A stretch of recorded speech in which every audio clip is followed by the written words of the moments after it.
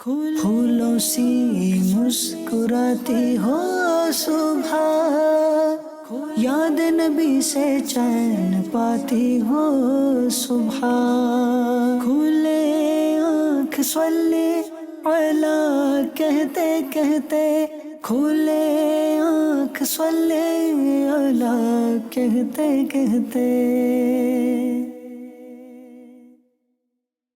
الحمدللہ رب العالمین، الصلاۃ والسلام علی سید الانبیاء والمرسلین، اما بعد فاعوذ باللہ من الشیطان الرجیم، بسم اللہ الرحمن الرحیم۔ الصلاۃ والسلام علیک یا رسول اللہ وعلی آلک واصحابک یا حبیب اللہ، الصلاۃ والسلام علیک یا نبی اللہ وعلی آلک واصحابک یا نور اللہ۔ نبی مکرم نور مجسم، شاہ آدم و بنی آدم، رسول محتشم صلی اللہ تعالی علیہ وآلہ وسلم نے ارشاد فرمایا، زینوا مجالسکم بالصلاۃ علی فإن صلاتکم علی نور لکم یوم القیامہ، اور کما قال صلی اللہ علیہ وسلم، ارشاد فرمایا کہ تم اپنی مجلسوں کو مجھ پر درود پاک پڑھ کر آراستہ کرو، یہ بے شک تمہارا مجھ پر درود پاک پڑھنا کل بروز قیامت تمہارے لیے نور ہوگا۔ صلوا علی الحبیب صلی اللہ تعالی علی محمد صلی اللہ تعالی علیہ وسلم۔ رب تبارک و تعالی کی تقسیم، یہ آج کے ہمارے پروگرام کا موضوع ہے، اور اسی موضوع سے، اسی مضمون سے تعلق رکھتی ایک آیت مبارکہ سورہ شورا کی ہے۔ آئیے سنتے ہیں۔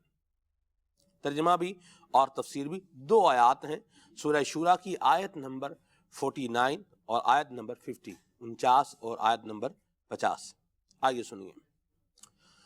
اعوذ باللہ من الشیطان الرجیم، بسم اللہ الرحمن الرحیم، للہ ملک السماوات والارض یخلق ما یشاء يهب لمن يشاء إناثا ويهب لمن يشاء الذكور أو يزوجهم ذكرانا وإناثا ويجعل من يشاء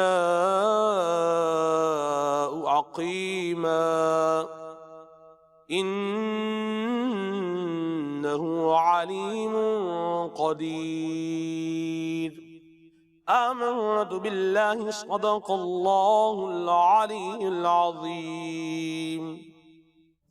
آسمانوں اور زمین کی سلطنت اللہ ہی کے لیے ہے، وہ جو چاہے پیدا کرے، جسے چاہے بیٹیاں عطا فرمائے اور جسے چاہے بیٹے دے، یا انہیں بیٹے اور بیٹیاں دونوں ملا دے، اور جسے چاہے بانجھ کر دے، بے شک وہ علم والا، قدرت والا ہے۔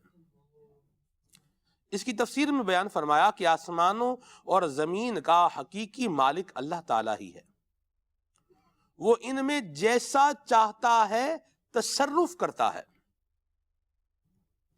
اور اس میں کوئی دخل دینے اور اعتراض کرنے کی مجال نہیں رکھتا۔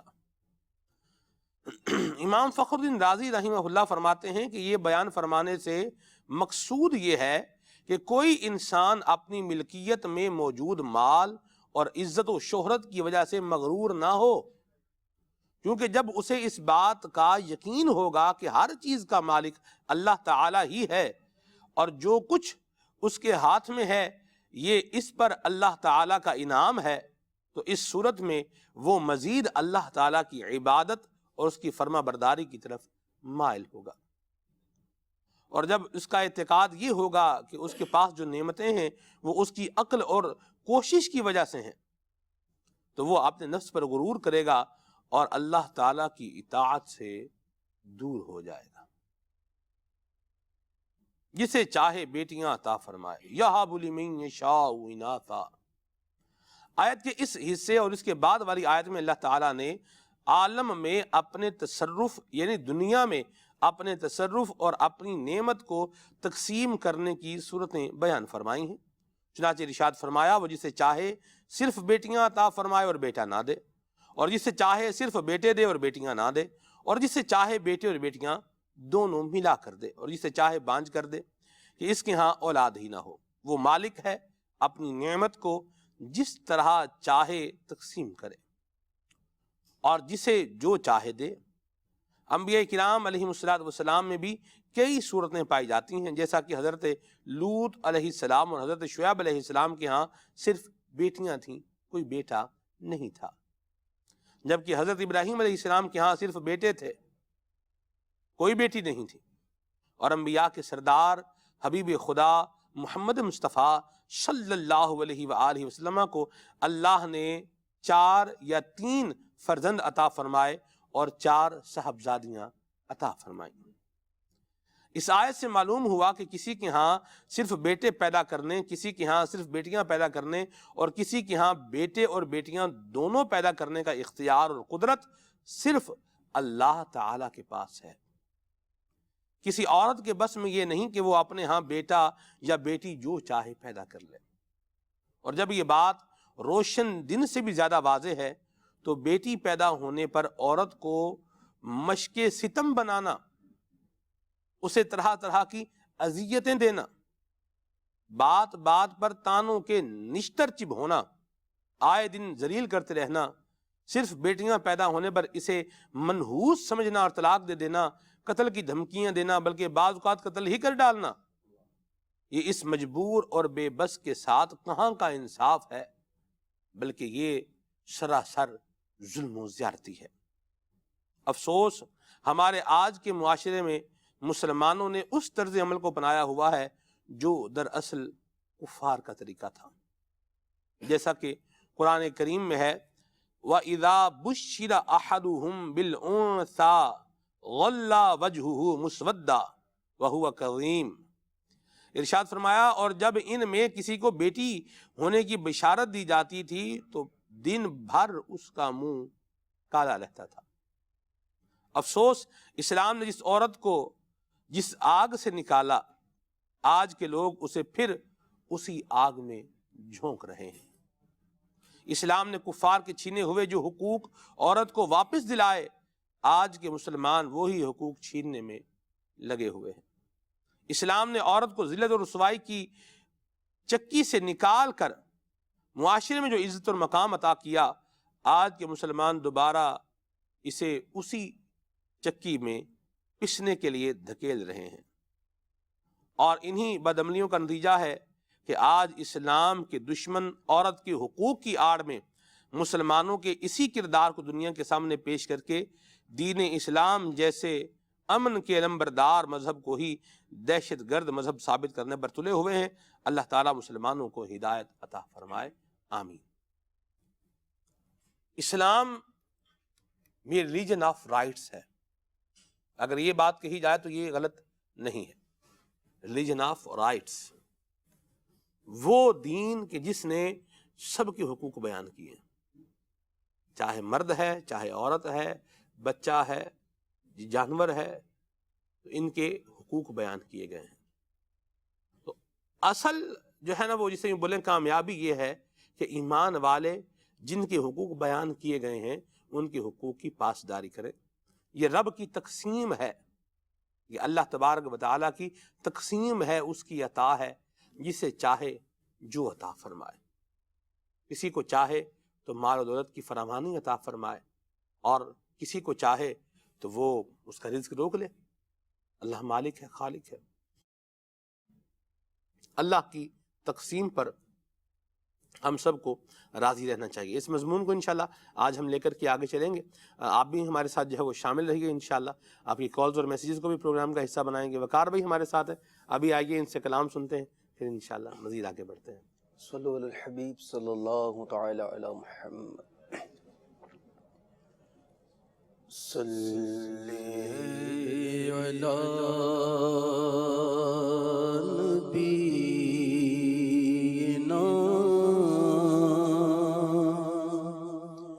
صلی علی محمد صلی علی شفیعنا صلی علی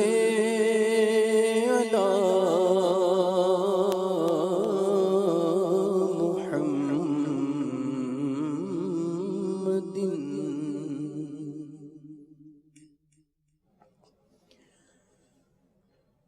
اے راحت جاں جو تیرے قدموں سے لگا ہو،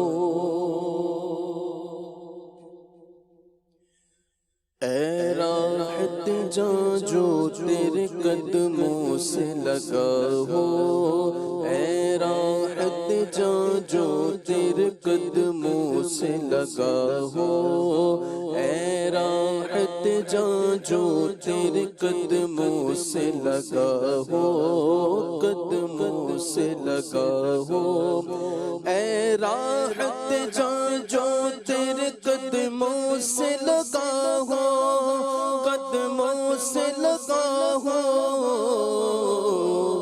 کیوں خاک بسر صورت نقش کف پا ہو، کیوں خاک بسر صورت نقش کف پا ہو، کیوں خاک بسر صورت نقش کف پا ہو، اے راحت جاں جو تیرے قدموں سے لگا ہو، اے راحت جاں جو تیرے قدموں سے لگا ہو. اللہ کا محبوب بنے جو تمہیں چاہے، جو تمہیں چاہے، جو تمہیں چاہے. اللہ کا محبوب بنے جو تمہیں چاہے، جو تمہیں چاہے. اس کا تو بیاں ہی نہیں کچھ تم جسے چاہو، اس کا تو بیاں ہی نہیں کچھ تم جسے چاہو، اس کا تو بیاں ہی نہیں کچھ تم جسے چاہو. اے راحت جاں جو تیرے قدموں سے لگا ہو، اے راحت جاں جو تیرے قدموں سے لگا ہو. ایسا نہ کوئی ہے نہ کوئی ہو نہ ہوا ہو، ہو نہ ہوا ہو. ایسا نہ کوئی ہے نہ کوئی ہو نہ ہوا ہو، کوئی ہو نہ ہوا ہو. سایہ بھی تو ایک مثل ہے پھر کیوں نہ جدا ہو، سایہ بھی تو ایک مثل ہے پھر کیوں نہ جدا ہو. اے راحت جاں جو تیرے قدموں سے لگا ہو، اے راحت جاں جو تیرے قدموں سے لگا ہو. ہر سانس سے نکلے گل فردوس کی خوشبو، گل فردوس کی خوشبو.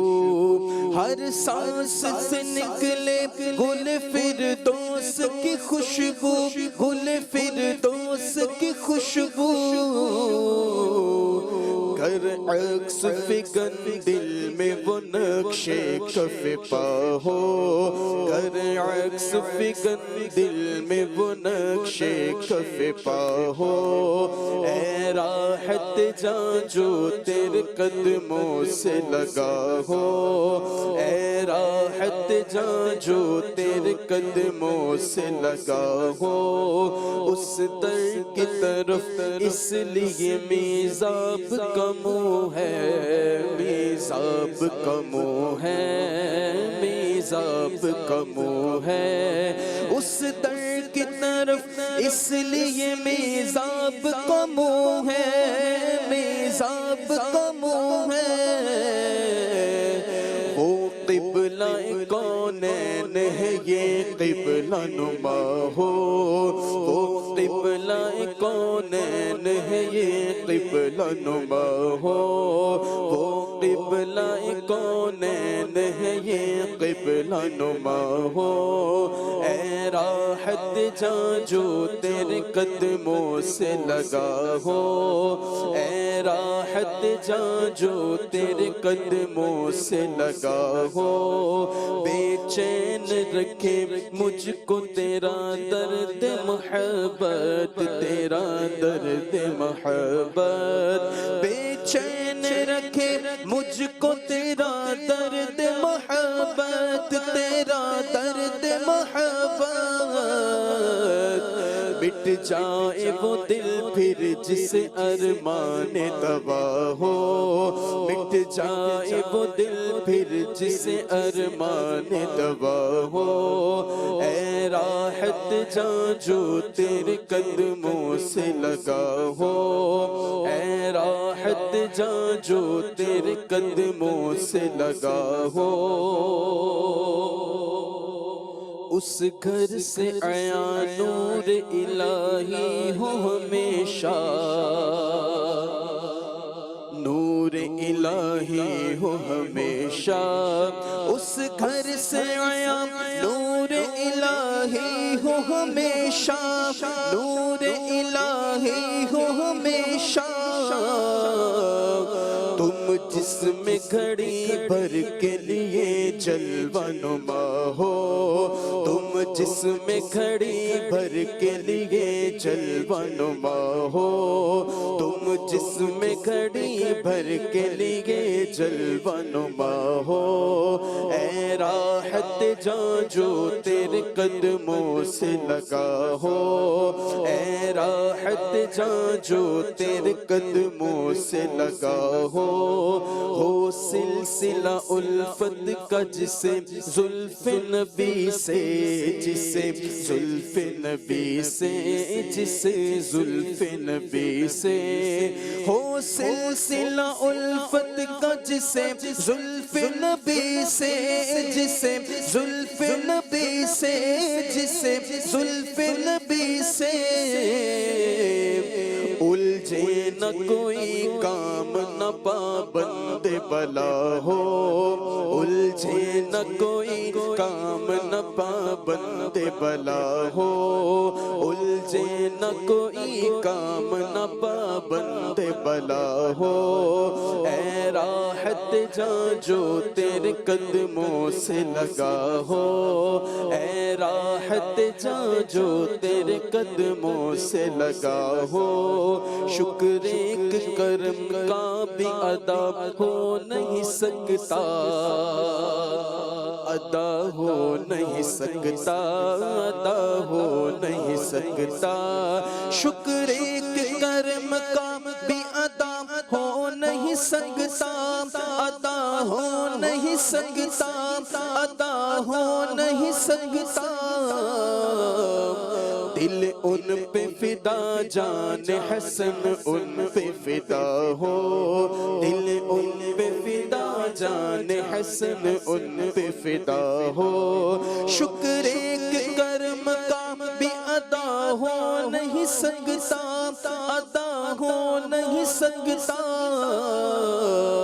دل ان پہ فدا، جان حسن ان پہ فدا ہو، دل ان پہ فدا، جان حسن ان پہ فدا ہو، اے راحت جاں جو تیرے قدموں سے لگا ہو، کیوں خاک بسر صورت نقش کف پا ہو، اے راحت جاں جو تیرے قدموں سے لگا ہو۔ واہ بھائی واہ، وقار بھائی ماشاءاللہ زبردست کلام پڑھا، اور بڑی پیاری طرز کا بھی ماشاءاللہ آپ نے جو ہے وہ التزام فرمایا ہے، اللہ آپ کو برکتیں اور سلامتیں جو ہے وہ عطا فرمائے۔ بس اللہ تعالیٰ ہمیں نبی کریم صلی اللہ علیہ وسلم کی تعریف توصیف اخلاص کے ساتھ کرنے کی اللہ توفیق عطا فرمائے، اور حضور کا ہم ذکر کریں اللہ کی رضا کے لیے، رب راضی ہو اور حضور کی نگاہ عنایت جو ہے وہ ہم پر پڑ جائے، اور بیڑا جو ہے وہ پار ہو جائے۔ اچھے اور سچے محبوب کا اچھا اور سچا ذکر کیا جائے۔ ہمارے آقا کریم صلی اللہ علیہ وسلم کو اللہ کریم نے اتنی شان عطا فرمائی ہیں، اتنی شان عطا فرمائی ہیں کہ بندہ درست بیان کرتا رہے نا، درست بیان کرتا رہے ساری زندگی، پھر بھی وہ آخر یہی کہے گا زندگیاں ختم ہوئیں اور قلم ٹوٹ گئے، پر تیرے اوصاف کا ایک باب بھی پورا نہ ہوا۔ تو جن کی عظمت، شان، رفعت، تعریف اور جن کی اداؤں کے بارے میں جو سچی اور حق سچ پر مبنی ہے وہ ہی اتنی ہے کہ بندہ بیان کرتا رہے زندگی ختم ہو جائے گی۔ اللہ تعالی ہم سب کو نبی کریم صلی اللہ علیہ وسلم کی محبت بھی نصیب فرمائے اور نبی کریم صلی اللہ تعالی علیہ وآلہ وسلم کی شفاعت بھی اللہ تبارک و تعالی ہم سب کو نصیب فرمائے۔ آتے ہیں موضوع پر، رب کی تقسیم، یہ آج کا ہمارا عنوان ہے، موضوع ہے، اور اس میں سب سے پہلے نمبر پر جو آیات مبارکہ آپ نے سنی ہے اس میں اللہ تبارک و تعالی نے یہ بیان فرمایا ہے کہ اولاد دینا اسی رب کا کام ہے، جسے چاہے دے، جسے چاہے نہ دے۔ تو اس پر حافظ صاحب میں چاہ رہا ہوں ہم گفتگو کریں، کیونکہ بعض اوقات عورت کو اس سے جو ہے وہ ہدف تنقید بنایا جاتا ہے، اور جہاں سسرال والے ذرا جو ہے نا وہ مضبوط ہوں اور جو ہے نا وہ یہ لوگ جو ہیں وہ لڑکے والے تھوڑے کمزور ہوں تو وہاں لڑکے کی جو ہے نا ہو سکتا ہے شامت آتی ہو، تو بہر اللہ رحمت فرمائے۔ تو کیا فرمائیے گا اس عنوان پر؟ بسم اللہ الرحمن الرحیم۔ جو آیہ کریمہ ہم نے سنی ہے جس کے تحت میں یہ گفتگو آپ نے شروع فرمائی، جی، اس میں کتنا سافٹ میسیج ہے سوسائٹی کے لیے، لوگوں کے سمجھنے کے لیے۔ اگر ہم اس کو لیں کہ یہ تقسیم ہے کس کی طرف سے، اگر کسی کے ہاں بیٹی ہوتی ہے تو اب اگر تھوڑا سا غور کیا جائے، جو یہ آبجیکشن کر رہا ہے کہ میرے ہاں بیٹی کیوں ہوئی ہے، بیٹا ہونا چاہیے تھا، یہ اعتراض گویا بن کس پر رہا ہے؟ انڈائریکٹلی اعتراض کس پر ہو رہا ہے؟ وہ جس کے بارے میں ہم نے آج سنا کہ یخلق ما یشاء، وہ اس کی شان ہے جس کو جو چاہے عطا فرمائے۔ تو اب اگر وہ اللہ تعالیٰ پر ایمان رکھنے والے کے لیے عرض کیا جا رہا ہے، وہ اللہ تعالیٰ پر ایمان رکھنے والا غور کرے کہ میں آبجیکشن اگر کر رہا ہوں تو کس پر کر رہا ہوں؟ اس میں عورت کے لیے ایک ہاتھ میں کیا ہے؟ کچھ نہیں ہے۔ جو رب تعالیٰ نے اس کے لیے مقدر فرمایا ہے وہی اس نے مجھے عطا فرمایا ہے، تو میں بجائے یہ کہ اس پر اعتراض کروں، مجھے اس میں صبر اور شکر کے پہلو ڈھونڈنے چاہیے۔ کتنی پیاری بات آپ نے بتائی کہ ہمارے نبی صلی اللہ علیہ وآلہ وسلم کو اللہ تعالیٰ نے بیٹیاں بھی بیٹے بھی عطا فرمائے، لیکن بیٹیاں کہ جن سے آگے بالخصوص سیدہ فاطمہ رضی اللہ تعالیٰ، جن سے آقا صلی اللہ علیہ وسلم کا نسب مبارک چلا، اولاد مبارک کا سلسلہ ہوا چلا، تو یہ بات کتنی ایمان افروز ہے ایک مسلمان کے لیے کہ اگر اللہ نے مجھے بیٹیاں ہی عطا کی ہیں تو مجھے یہ تو میں غور کروں کہ اللہ کے نبی ایسے ہیں۔ حضرت شعیب کے بارے میں آپ نے فرمایا، حضرت لوط علیہ السلام کے بارے میں کہ ان کو بھی اللہ نے بیٹیاں ہی عطا کی ہیں، تو بجائے یہ کہ اس میں ایسی بات جو اب اس کے اختیار میں کسی میں نہیں ہے اس پر غور کیا جائے، بندے کو چاہیے کہ صبر اور شکر کے مواقع ڈھونڈے، اور پھر اس پر، اور یہ جو بات ہے نا سلمان بھائی، جی، ہماری جو موضوع اتنا زبردست موضوع ہے اس پر غور کریں تو رب تعالیٰ کی تقسیم میں اگر بندہ غور کرے تو یہ جو تنوع ہے اس کے اندر، ایک چیز کے اندر ہر چیز اگر سیم ہی ہوتی نا تو پھر وہ حسن چیز کا نکھر کے سامنے نہیں آتا۔ اب اگر فار ایگزامپل صرف دن ہی ہو، کبھی رات ہی نہ ہو، تو شاید دن کی ویلیو سمجھ میں نہ آئے۔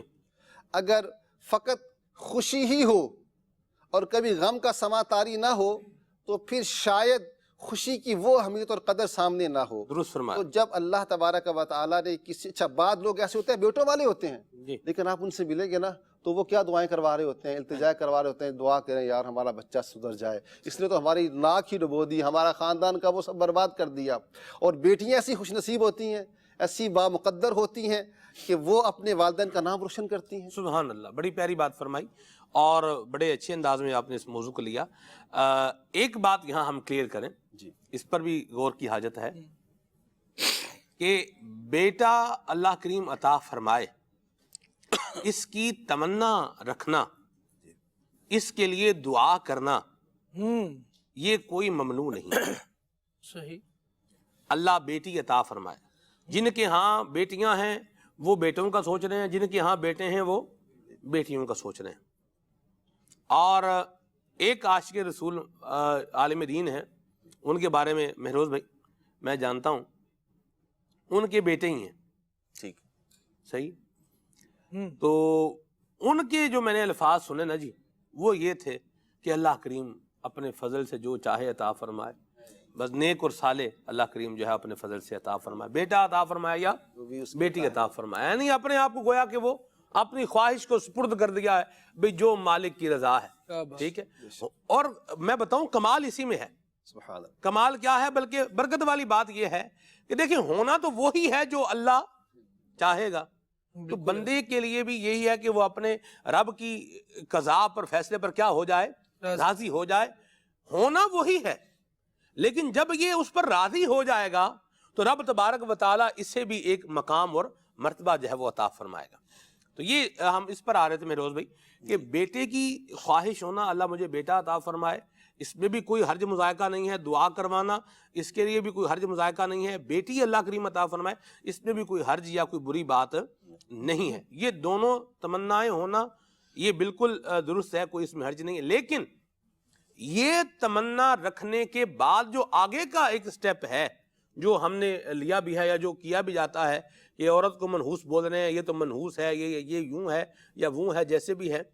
تو یاد رکھیے کہ اگر اولاد کی وجہ سے منحوس قرار دینا ہے تو میں معذرت کے ساتھ عرض کروں کہ عورت کے ساتھ ساتھ جو مرد ہے وہ بھی منحوس قرار پائے گا, کیونکہ اولاد صرف یہ عورت کے بس کی بات نہیں ہے.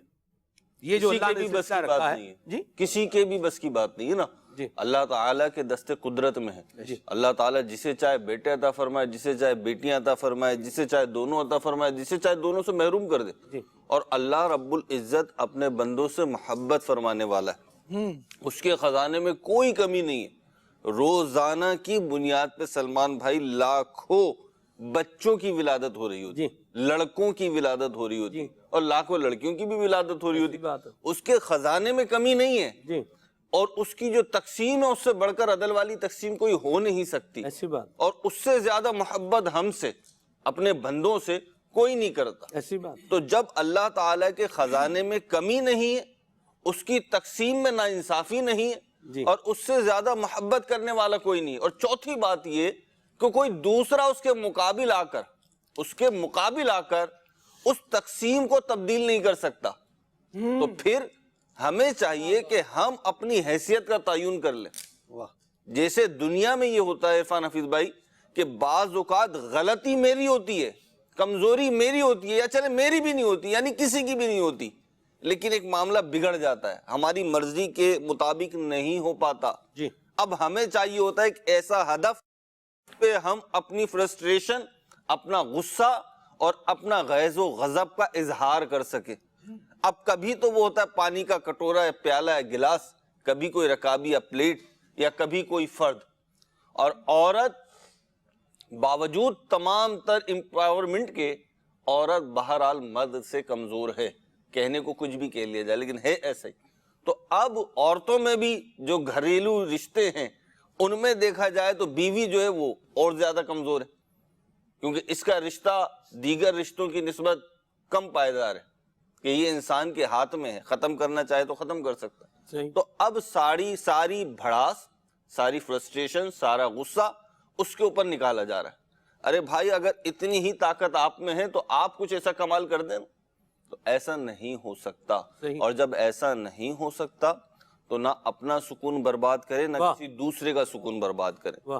اور آپ اصل میں سلمان بھائی بعض اوقات ہمارے پاس نعمتیں ہوتی ہیں اور ہمیں ان کی قدر نہیں ہوتی. بالخصوص میں ان افراد کی بات کر رہا ہوں, یقیناً اس سے کوئی انکار نہیں کہ نبی رحمت شفیع امت صلی اللہ تعالی علیہ وسلم کے امتی نبی پاک علیہ السلام کی اداؤں کو جب سنتے ہیں اس حوالے سے کہ خواتین پر آپ کیسے شفیق تھے, بالخصوص اپنی بیٹی حضرت سیدہ فاطمہ اپنی نواسی پر کیسے مہربان تھے, تو پھر وہ ایک فطری تقاضے کے تحت بھی اور ایمانی تقاضے کے تحت بھی اپنے گھر کی بہن بیٹیوں کی عزت بھی کرتے ہیں, ان پہ شفقت بھی کرتے ہیں اور محبت کا بھی معاملہ کرتے ہیں ان کے ساتھ.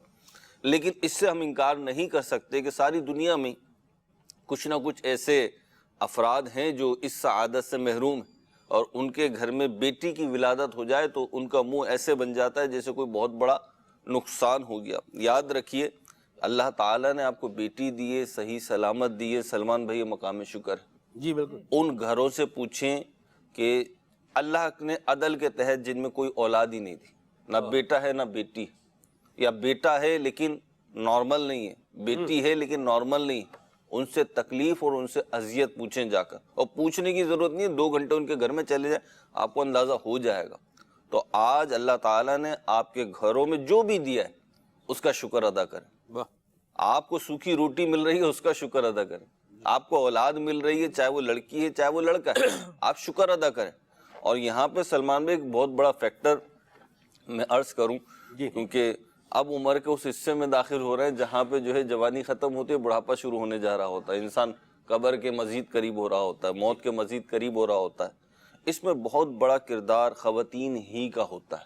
ٹھیک. مردوں سے زیادہ جو تکلیف ہوتی ہے وہ خواتین کو ہو رہی ہوتی ہے. اب وہ چاہے ساس کی صورت میں ہو، چاہے ماں کی صورت میں ہو، چاہے نند کی صورت میں ہو، چاہے بھاوج کی صورت میں ہو، چاہے پھپھی یا خالہ کی صورت میں ہو، تو زیادہ تکلیف ان کو ہو رہی ہوتی ہے. تو آپ یہ سمجھیں کہ آپ کو تکلیف کس بات پہ ہو رہی ہے کہ آپ ہی کی طرح کی ایک اور بچی اس دنیا میں آ گئی، تو اس پہ آپ کو تکلیف ہو رہی ہے، اس پہ آپ کو چڑ ہو رہی ہے. تو پھر تو آپ کا وجود جو ہے آپ کو اپنے وجود سے بھی چڑ ہونی چاہیے. تو وہ کیوں نہیں ہے؟ کیونکہ اپنا وجود پیارا ہے. تو آپ کو اپنا وجود پیارا ہے، اللہ تعالیٰ کو اس بچی کا وجود پیارا ہے، جبھی تو بھیجا اس دنیا میں. تو آپ شکر بھی ادا کریں، اللہ کی تقسیم پہ راضی رہنا سیکھ لیں، ورنہ زندگی سے سکون کی دولت تو غارت ہو جائے گی، غائب ہو جائے گی. غارت کیونکہ ہم نے دیکھا ہے سلمان بھائی، لڑکے ہیں، جی لڑکیاں ہیں، دولت ہے، سب کچھ ہے، ہاں جی، لیکن قناعت، توکل اور اللہ کی تقسیم پہ رضامندی نہیں ہے، تو سکون غارت ہے. اور آپ دیکھیں اس فقیر کو دیکھیں کہ جس کے پاس کچھ نہیں ہے، ہاں جی، لیکن شکر ہے، اللہ اللہ اللہ، رضامندی ہے اللہ کی تقسیم واہ پہ، واہ. قناعت ہے، توکل ہے. اسے آپ دیکھیں کہیں پہ بھی چادر بچھائی سو گیا. واہ. وہ ہے نا ایک چٹکلا سا ہے سمجھنے کی جی جی. کہ کہیں پہ جو ہے وہ سیلاب آ گیا، سیلاب آیا تو سب بھاگنے لگے، صحیح ہے. افراتفری مچ گئی کہ جی سیلاب آ رہا ہے، سیلاب آ رہا ہے. کوئی گٹھڑیاں اٹھائے ہوئے، کوئی ٹرنک اٹھائے ہوئے ہے، کوئی بیگ اٹھائے ہوئے، اور جناب رواں دوائیں کہ سیلاب آ رہا ہے. جی. اسی اسنا میں ایک جگہ سے گزرتے ہوئے ایک ٹیلے پہ دیکھا کہ ایک فقیر جو ہے، ایک درویش جو ہے وہ چادر بچھائے لیٹا ہے بڑے مزے سے. تو کسی نے بھاگتے بھاگتے کہا او بھائی سیلاب آ رہا ہے، اٹھو بھاگو. اس نے کہا آج تو جو ہے نا غریبی کی اور اپنے پاس وزن، مال و دولت، جاہ و حشمت نہ ہونے کی جو ایک لطف ہے وہ آج ہی تو آ رہا ہے، میرے پاس لوٹانے کے لیے کچھ ہے ہی نہیں، تو میں کیوں بھاگوں؟ تم لوگوں نے بھرا ہوا ہے تو تم بھاگو. تو اس پہ کسی اہل عقل نے، باشعور شخص نے، کسی نے کہا کہ دیکھو اس سے قیاس کرو قیامت کے دن پر، کہ قیامت کے دن جو لوگ ہلکے ہوں گے وہ آسانی میں ہوں گے، وہ فراخی میں ہوں گے. تو ہم اپنا معاشرے میں کردار دیکھ لیں، مسلمان عورتیں، مسلمان مرد، عمر کے کسی بھی سٹیج پر ہیں آپ، تو آپ اپنا کردار دیکھ لیں کہ آپ خود اور دوسرے لوگوں کو اللہ کی تقسیم پر راضی رکھنے والی باتیں کر رہے ہیں یا اللہ کی تقسیم پہ سے الجھانے والی باتیں کر رہے ہیں، اور اس کے نتیجے میں آپ اور وہ اللہ کا قرب پانے میں کامیاب ہو رہے ہیں یا اللہ سے دوری اختیار کرنے میں کامیاب ہو رہے ہیں. اللہ بچائے، اللہ بچائے. سلمان بھائی غلام جو ہوتا ہے نا، بڑا پیارا واقعہ میں نے پڑھا، جی جی. ہارون رشید کے دور میں قحط پڑا، قحط پڑا اور بڑی پریشانی ہو گئی، اور ہارون رشید حاکم وقت تھے. تو قحط کو سلجھانے کے لیے وہ باہر نکلے، لوگوں کے پاس سے گزرے، تو ایک شخص کو دیکھا وہ بڑے سکون میں، تو اس سے کہا قحط پڑ گیا ہے، لوگ پریشان ہیں، افراتفری مچی ہوئی ہے، تم اتنے سکون میں کیوں؟ کہا میرے مالک کے جو خزانے ہیں نا وہ بھرے ہوئے ہیں، اللہ، میرے مالک کے خزانوں میں گندم بھری ہوئی ہے، واہ، اور مجھے اپنے مالک سے یہ امید ہے کہ وہ مجھے بھوکا نہیں رہنے دے گا. کیا بات. یعنی وہ کسی انسان کی بات کر رہا تھا. صحیح. تو ہارون رشید نے کہا کہ جب یہ شخص اپنے ہی جیسے انسان پہ اتنا بھروسہ کر رہا ہے کہ میرا جو آنر ہے، میرا جو مالک ہے وہ مجھے بھوکا نہیں رہنے دے گا، تو ہمارا رب تو زیادہ اس بات کا مستحق ہے کہ ہم اس پہ بھروسہ توکل کریں، ہم اس پہ اوپر جو ہے بھروسہ کریں، کیونکہ ساری کائنات کے خزانوں کی جو عطا ہے وہ اللہ ہی کے دست قدرت میں، وہ چاہے گا تو سب مل جائے گا سلمان. کیا بات ہے جی, یہ بڑی پیاری بات ہے جی, اور سکون والی بات ہے. درست فرمایا آپ نے. اللہ آپ کو زندگی اور سلامتی عطا فرمائے. شکر کا بھی آپ نے جو ہے وہ ذہن دیا, اللہ کریم جو عطا فرما رہا ہے. اور شکر کے بارے میں ایک قول حضرت جنید بغدادی سید الطائفہ کا, یہ میرے ہاتھ میں یہ رسالہ کشیریہ ہے, اس میں آپ ذرا غور کریں کہ شکر کے بارے میں جنید بغدادی کیا فرما رہے ہیں. فرماتے ہیں وقال جنید, شیخ ابو القاسم کشیری فرماتے ہیں جناب جنید بغدادی نے فرمایا, سید الطائفہ ہیں, امام الاولیاء ہیں, غوث پاک کے مشائخ میں سے ہیں سیدنا جنید بغدادی رحمہ اللہ. فرماتے ہیں الشکر, شکر یہ ہے اللہ ترا نفسک اہلا لنعمت, شکر یہ ہے کہ تو اپنے بارے میں یہ گمان کرے کہ تو کسی نعمت کا مستحق نہیں ہے, اور یہ مالک نے تجھے اپنے فضل سے اور رحمت سے کرم سے عطا فرمایا ہوا ہے. اللہ اکبر, اللہ کرے ہمیں یہ انداز جو ہے یہ نصیب ہو جائے. ایک طرف یہ دیکھیں جنید بغدادی کا فرمان شکر کے بارے میں جو فرمایا, دوسرا اپنا دیکھیں خالد بھائی. بعض اوقات ایک گھر میں جب 2 بھائیوں کی یا 3 بھائیوں کی شادی ہوتی ہے, ان میں ہوتا ہے کہ ایک کے ہاں بیٹے بیٹیاں ہوتی ہیں, ایک کے ہاں بیٹے ہوتے ہیں, تو اس میں بعض کا جس کے ہاں بیٹے ہوتے ہیں نا, ادھر یہ شاید سمجھا جا رہا ہوتا ہے کہ ہمارے دیکھیں کمال ہے, ہاں جی یہ دیکھیں ہمارے ہاں دیکھیں آپ ہیں بچے کھیل رہے ہیں, پورا مطلب صحن بھرا ہوا بچوں سے, بھرا ہوا نہیں ہے, چلو بچے جو ہے وہ صحن میں آنگن میں جو ہے وہ کھیل رہے ہیں. تو اس طرح کے جملے بات کراتے ہیں نا کہ جس میں دوسرے کو حقارت ہے یا ذلالت والا انداز ہے, رویہ ہے, رویے بتاتے ہیں بندہ کہ یہ کیا کر رہا ہے, جھلک رہا ہوتا ہے اس میں سے. تو اس پر بھی غور کی حاجت ہے کہ میں تو اس قابل نہیں ہوں, رب نے میرے اوپر احسان فرمایا, اور اس پر بھی بندہ جو ہے وہ یوں تکبر کا اظہار کرے یا کسی کو ذلیل یا حقیر سمجھے. بندے کو جو بھی نعمت ملی ہے وہ بندہ یاد رکھے کہ یہ نعمت دینے والا کوئی ہے, اور جو دینے پر قادر ہے اس کے قبضے میں بڑی چیزیں ہیں. وہ کبھی دے کر آزما لیتا ہے, وہ چاہے تو لے کر آزما لیتا ہے, وہ چاہے تو دے کر خوشحال کر دیتا ہے, وہ چاہے تو دی ہوئی نعمت سے بندہ جب بے سکونی میں مبتلا ہو جائے, دی ہوئی نعمت بمانا چیز, دی ہوئی چیز سے بندہ جب بے سکونی میں مبتلا ہو جائے, اللہ تبارک و تعالی وہ چیز اس سے واپس لے کر اسے سکون عطا فرما دیتا ہے. اللہ تبارک و تعالی کی تقسیم پر بندہ غور کرتا چلا جائے, ایک سے ایک نرالی چیزیں بندے کے سامنے آئیں گی. یعنی آپ ذرا تخلیق کائنات پر غور کریں نا, اللہ تبارک و تعالی نے زمین بنائی تو یہ ہلنے لگی, کانپنے لگی. اب زمین بن جانا یہ ایک ویسے ہی بڑی بات ہے. ذرا بالکل اس موڈ پر آئے ہم کہ دنیا میں کچھ نہیں ہے, کچھ نہیں ہے, تو اب زمین آ گئی. اب بندہ غور کرے کہ یار یہ زمین کیسے آئی, اللہ تبارک و تعالیٰ نے بنائی. لیکن اس میں ابھی ایک چیز ہے, اپنے وجود میں تو یہ پوری ہو چکی, ٹھیک ہے, لیکن کپ کپاہٹ باقی ہے, تھڑ تھڑاہٹ باقی ہے. اس کو یہ بتایا گیا کہ تم اپنے آپ سے کچھ نہیں ہو, ہم تمہیں تمہاری اس جنبش میں, اس حرکت میں سہارا دیں گے, ہم تمہیں سکون دیں گے. اللہ تبارک و تعالیٰ نے ارشاد فرمایا الم نجعل الارض مہادا والجبال اوتادا, کہ زمین کو تھر تھرانے والا نہیں بنایا اور پھر پہاڑوں کو اس کے اوپر بصورت میخیں بصورت کیل نہیں گاڑا, کہ اس طرح سے زمین کو سکون والا نہیں بنایا.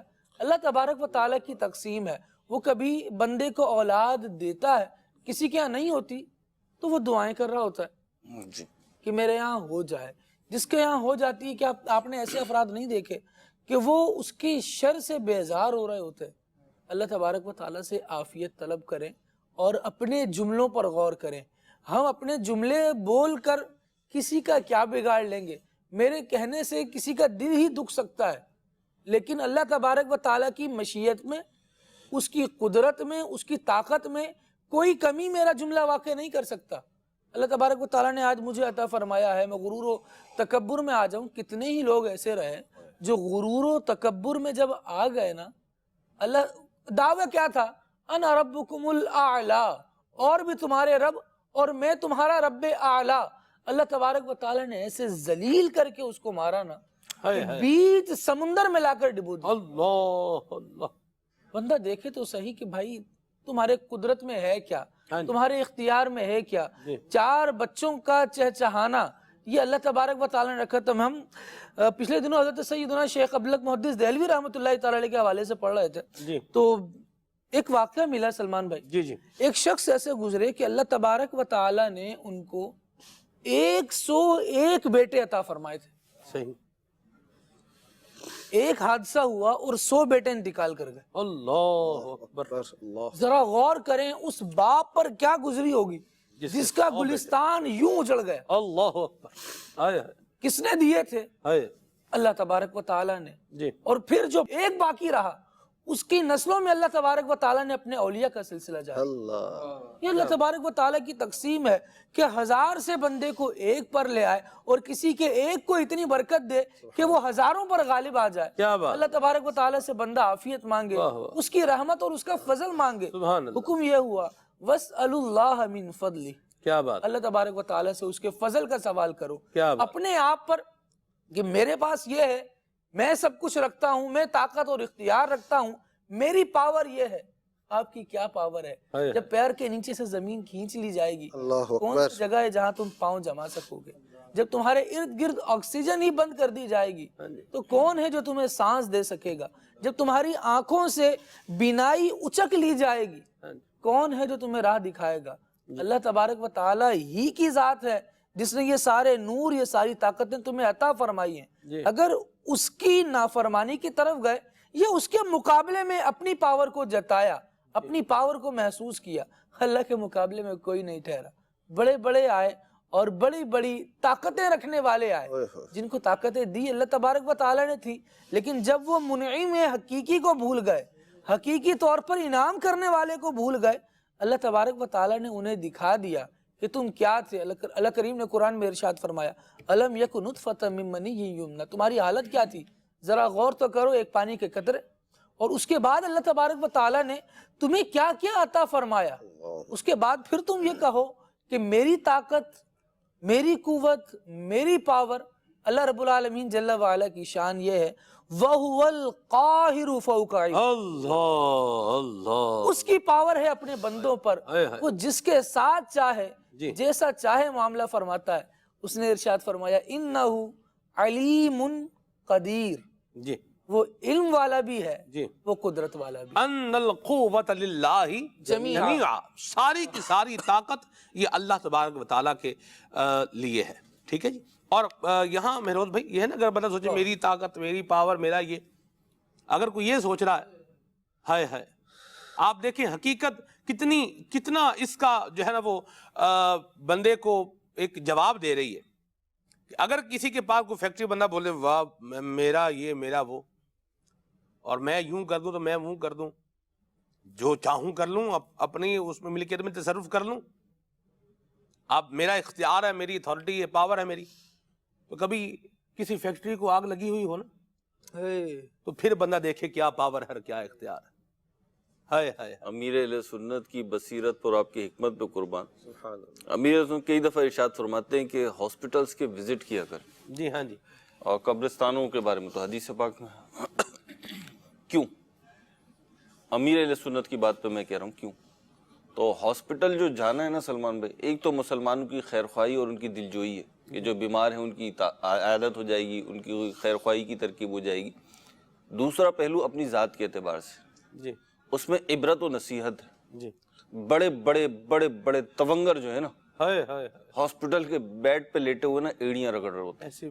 اللہ تعالیٰ سب مسلمانوں کو, سب عاشقان رسول کو اپنی حفاظت میں رکھے, عافیت میں رکھے, موذی امراض سے محفوظ رکھے, عافیت والی زندگی عطا فرمائے. لیکن یہ ہاسپٹل نا بڑی, یہ ایک طرح کا ترازو ہے, اسکیل ہے.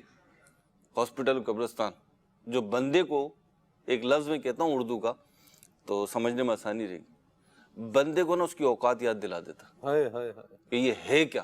ایسے ایسے تونگر نا کہ واقعی میں دنیا ان سے ڈرتی تھی. ایک تو ہوتا ہے ڈرانا, ڈرانا کچھ اور ہے کہ میں ڈرا رہا ہوں, بھائی ڈر بھی رہے, لوگ نہیں ڈر رہے, لوگ کہہ رہے کیا پدی کا شوربہ ڈرانے آئے. یہ نہیں, واقعی میں ایسا نام کہ ہیبت ان کے نام سے, جہاں کھڑے ہو جائے سناٹا ہو جائے.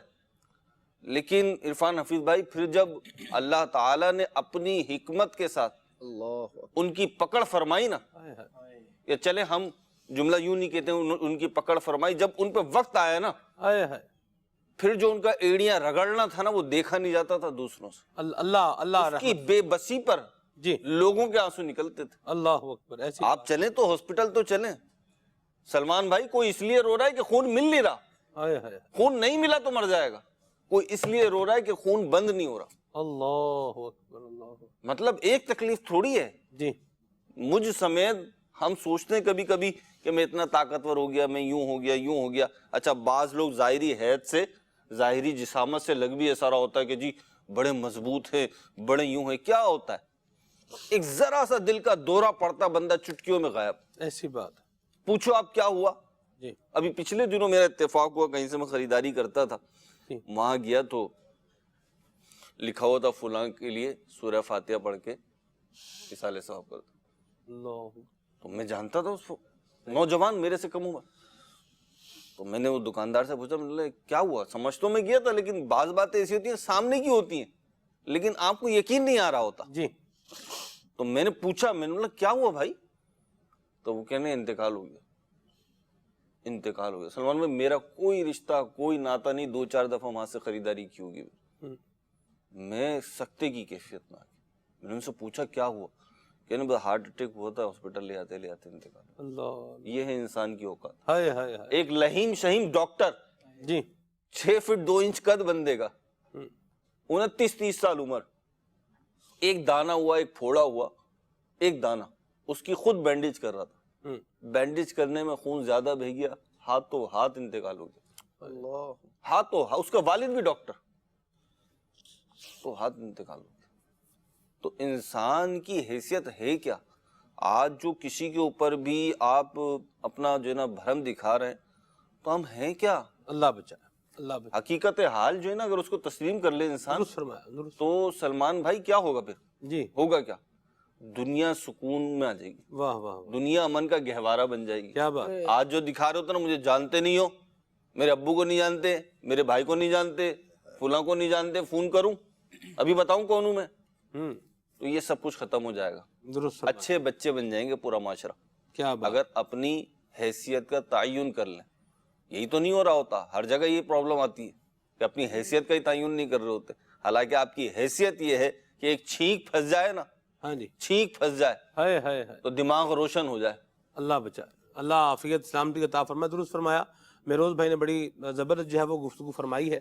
اللہ کریم ہم سب کو جو ہے وہ آج ان کی ساری نصیب فرمائے. کبر سے اور خود پسندی سے اور اکڑ پھوں سے اپنے آپ کو جو ہے وہ ہمیں بچانا چاہیے. اور اگر کسی کے پاس کوئی اتھارٹی ہے نا, یا کسی کے پاس کوئی بڑی پوسٹ ہے, جاب ہے, تو وہ بھی جو چھوٹی پوسٹ والے ہیں ان کو ذلیل اور حقیر نہ سمجھے. پی این وغیرہ ہیں یا کوئی بھی ہیں اس طرح سے جو ہوتے ہیں, ان کو بھی حقیر یا ذلیل جو ہے یہ نہ سمجھا جائے. انسان جتنی بڑی ہی نوکری کا کیوں نہ جو ہے وہ حامل ہو, ایک نوٹس کی مار ہوتا ہے, لکھا ہوتا ہے بھائی چل بھائی چھٹی, نیچے سائن ہے, بس یہ رہ گئی حیثیت اس کی, منصب کی, اختیار کی, اتھارٹی کی, جس کی اوقات کیا ہے, ایک پرچہ, پنجابی میں ہمارے کہتے ہیں ایک پھڑکا. ہاں جی, اللہ رحمت فرمائے. تو اپنے اندر انکساری پیدا کریں, یہ اللہ کی تقسیم ہے, اللہ کا شکر ادا کریں. اللہ کریم نے آپ کو ایک جو ہے نا وہ سہولت عطا فرمائی ہے, آپ ہمارے اوپر ایک ہم اللہ کا شکر ادا کریں. اللہ نے ہم پر ایک فضل فرمایا ہے, ایک کرم فرمایا ہے ہمارے لیے. اللہ تبارک و تعالیٰ نے جو بھی نظام رکھا ہے, جو بھی سلسلہ کار ہے, اوپر ہے, درمیانہ ہے, اپر کلاس ہے, ٹھیک ہے نا جی, مڈل کلاس ہے. اچھا مڈل کلاس میں بھی 2 ہو گئیں, ایک اپر مڈل کلاس, ایک لوور مڈل کلاس, جو بھی کلاس ہے تو بندہ دیکھے اس سے نیچے کا کوئی نہ کوئی مل ہی جائے گا. تو اللہ کریم کا بندہ شکر ادا کرے. اللہ کی تقسیم ہے, جسے چاہتا ہے دیتا ہے, جسے چاہتا ہے روک لیتا ہے. یبسط الرزق لمن یشاء ویقدر. بے شک. اور رزق کی اگر بات کی جائے تو ایک جملہ, آخرت میں ایلیٹ کلاس ملنی چاہیے, اس کی خواہش ہونی چاہیے. ماشاءاللہ. جی رزق کی تقسیم میں تو واقعتاً لوگ پتہ نہیں خواہ مخواہ کے وہ بنائے بیٹھے ہوتے ہیں, جی, دیکھ کے جلسی ہو رہے ہوتے ہیں, کسی کو دے کڑ رہے ہوتے ہیں, فلاں کہاں پہنچ گیا, ہمارے ساتھ اس نے کام شروع کیا تھا، اس نے ایک دکان سے دو، اس نے پوری مارکیٹ بنا لی، میں وہیں کھڑا ہوں، وہ یوں کرتا ہے، وہ یہ کرتا ہے، اور اس میں کٹتے رہتے ہیں۔ کاش وہ ایسا پہلو بھی اپنے ذہن میں رکھیں کہ جیسے آپ نے وہ آیت کریمہ پڑھی نا، یبسط الرزق لمن یشاء ویقدر، جی اللہ تعالیٰ جس کے لیے چاہے رزق کشادہ کر دے، جی اس کے لیے چاہے تنگی فرما دے۔ جی ایفرٹ کرنے سے، کوشش کرنے سے، اسٹرگل کرنے سے کوئی منع نہیں کیا گیا۔ آپ ہمت کریں، آپ بھی آگے میدان میں، لیکن یاد رکھیں کہ بالآخر جس کو جو ملنا ہے، ملنا وہ ہے جو اللہ نے اس کے لیے مقدر رکھا ہوا ہے۔ واہ رب تعالیٰ نے ایک مقام پہ ارشاد فرمایا واللہ فضل بعضکم علی بعض فی الرزق، جی اللہ نے تم میں سے بعض کو بعض پر فضیلت دی ہے رزق کے معاملے میں۔ تو یہ رزق کسی کو زیادہ ملا ہے، کسی کو کم ملا ہے، اس میں بندے کی اپنی ایفرٹ، اللہ تعالیٰ کی رحمت سے جب وہ چاہتا ہے تو اس کے ایفرٹ کا صلہ دنیا میں یوں مل جاتا ہے، اگر وہ اس کا ارادہ نہ فرمائے تو بہت سے ایسے لوگ ہوتے ہیں۔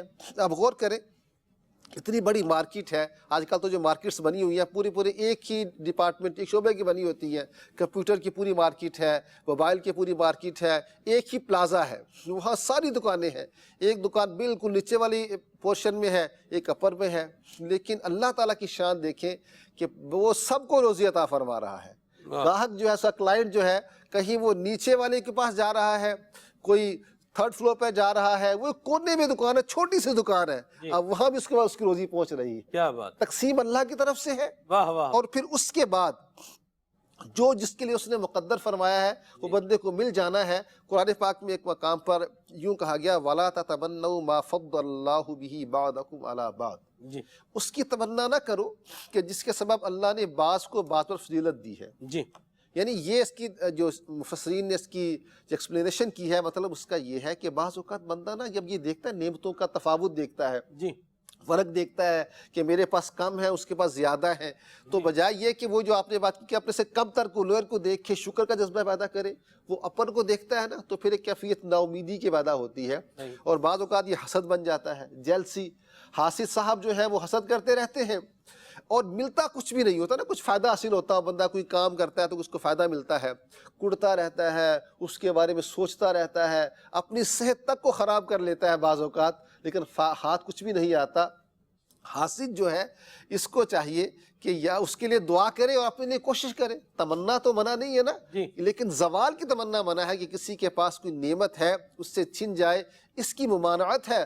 باقی دنیا وسیع ہے، آپ بھی آگے آئے، کوشش کریں، اور پھر جو مل جائے اس پر راضی رہیں، تو انشاءاللہ جو ہے اس پر صابر و شاکر رہیں گے۔ تو وہی جو بات بہروز بھائی نے فرمائی کہ آخر میں پھر اس کلاس کی تمنا کی جائے، اس کے لیے اس کو پیش نظر رکھا جائے، تو یہاں کم میں بھی گزارا کرنا ہمارے لیے آسان ہوتا چلا جائے۔ کیا خوبصورت بات کہی، ماشاءاللہ، اللہ تعالیٰ آپ کو جزائے خیر عطا فرمائے۔ اور واقعی یہ تقسیم الہی ہے مہروز بھائی، کسی دکان پر رش ہوتا ہے اور کسی دکان پر جو ہے وہ گھوگو پجاوی میں کہتے ہیں، فارغ بیٹھا ہوا ہوتا ہے، بیوقوف کے مزے آ رہے ہوتے ہیں۔ تو کسی بزرگ سے بھی یہی پوچھا کسی نے کہ حضور کیا وجہ ہے اس کی، تو فرمایا یہ اللہ کی قدرت کا نظارہ ہے۔ کیوں؟ کیونکہ اگر صرف عقل مند لوگ رزق کے حقدار بن جاتے اور اس پہ قبضہ ان کا ہوتا تو پھر تو لوگ یہی خیال کرتے اور یہی ان کی تھنکنگ بن جاتی، جیسے آج کل تعلیم بنی ہوئی ہے کہ جناب جو عقل مند ہوگا اسی کو رزق ملے گا۔ لیکن نہیں، آپ معاشرے میں دیکھیے، دنیا میں دیکھیے، مارکیٹ میں دیکھیے، تو مارکیٹ میں تو بڑے انہونے تجربے ہوتے ہیں، بندہ جو ہے نا دیکھ کے ہکا بکا ہی رہ جاتا ہے۔ تو کیا ہے کہ عقل مند لوگ بھی کما رہا ہے، عقل مند لوگوں کو بھی حصہ مل رہا ہے، لیکن انہی میں کچھ ایسے بھی افراد ہیں جنہیں دیکھ کر آپ دل میں سوچنے میں مجبور ہو جاتے ہیں کہ یہ اپنا کاروبار رن کیسے کر رہا ہے، کیسے چلاتا ہوگا، کیا کرتا ہوگا بیچارہ۔ یہ آئے نا، سمجھ میں نہیں آ رہا ہوتا، حساب بھی سمجھ میں نہیں آ رہا ہوتا کہ حساب کتاب لگاتا کیسے ہوگا پروفٹ اینڈ لاس کا، لیکن اس کا کاروبار پھل رہا ہے، پھول رہا ہے، پھیل رہا ہے۔ تو کیا ہے یہ اللہ تعالیٰ کے دست قدرت میں نہ عقل، نہ تعلیم، نہ دیگر چیزیں۔ ہاں البتہ ہمیں حکم یہ ہم کوشش کریں، تو ہم کوشش کرتے رہیں، کیونکہ ہمیں نہیں پتا ہمارے بارے میں تقدیر الہی کیا ہے، تو ہم اپنے طور پہ ایفرٹس کرتے رہیں، ہاتھ پہ ہاتھ رکھ کے نہیں بیٹھیں، اور اللہ تعالیٰ پہ توکل بھی کریں، قناعت بھی کریں، شکر بھی ادا کریں، اور ساتھ میں ایفرٹس بھی کریں۔ جیسے کہ ایک صحابی نے پوچھا، یا رسول اللہ صلی اللہ تعالی علیہ وسلم، میں سواری کو باندھ کے توکل کروں یا سواری کو باندھے بغیر توکل کروں؟ تو فرمایا سواری کو باندھو اور پھر توکل کرو. تو ایک مسلمان کا انداز بھی یہی ہونا چاہیے, خوابوں کی دنیا سے باہر آ کے حقیقت کی دنیا میں لاتا ہے اسلام. مرحبا, سبحان انسان کو اس کا حسن اخلاق نا اس کے رزق میں ایسی برکت دیتا ہے کہ وہ خود اپنے آپ پر حیران ہو رہا ہوتا ہے. کیا بات. اللہ رب العالمین جل وعلا کمال کی تقسیم ہے نا اس کی. اب دیکھیں حضرت سیدنا عبد الرحمن بن عوف رضی اللہ تعالی, اللہ اکبر, نبی پاک صلی اللہ تعالی علیہ وآلہ وسلم کی خدمت کی.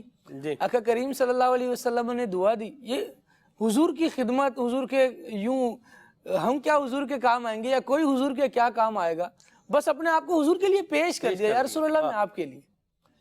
نبی کریم صلی اللہ علیہ وسلم نے قبول فرما لیا, ساتھ دعا دے دی, اللہ تبارک و تعالیٰ تمہیں تمہاری تجارت میں برکت عطا فرمائے. اللہ اکبر. اتنی برکت ہوئی کہ جب دنیا سے گئے نا تو جو سونا ان کے پاس موجود تھا وہ اتنا تھا کہ ہتھوڑوں سے توڑا جائے. بندہ غور کرے کہ یہ کیسے ہو گیا. وہ ایک کام آنا کسی کا, کسی کی دعا آگے لے گئی, کسی کا. بندے کو رزق نا اللہ تبارک و تعالیٰ کی تقسیم سے ملتا ہے. اس کی بزنس ایکسپرٹیز بہت پیچھے رہ جاتی ہیں, ایک سے ایک ایکسپرٹ ہے, اپرچونٹی تلاش کر رہے ہیں.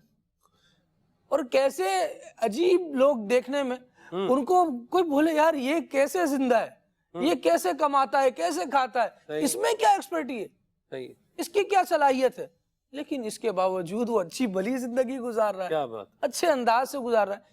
کسی نے کوئی دعا لے لی ہوتی ہے, کبھی کسی کے کام آ گیا ہوتا ہے, کبھی محتاج کی مدد کر دی ہوتی ہے, کبھی کسی جانور کے خیال رکھنے پر, کیونکہ جزا دینے والے نہ وہ جانور نہ وہ انسان, ایسی بات وہ اللہ تبارک و تعالیٰ ہے. وہ اس کو کون سا عمل پسند آ جائے, قاعدے کے مطابق محنت کرتا رہے, فائدہ دینا اللہ تبارک و تعالیٰ کا کام. واہ واہ واہ واہ, سبحان اللہ سبحان اللہ.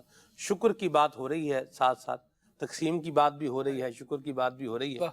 اور میرے پاس یہ رسالہ کشیریہ میرے سامنے ہے, اس کا باب شکر ہے. جی, شکر کی اور توکل کی بات ہو رہی ہے, اور سکون کی بھی بات ہو رہی ہے. سکون کی بات بھی ہو رہی ہے, ماشاءاللہ. اس میں فرماتے ہیں حضرت شیخ شبلی رحمہ اللہ کا ایک بڑا پیارا فرمان ہے. فرماتے ہیں الشکر رؤیت المنعم.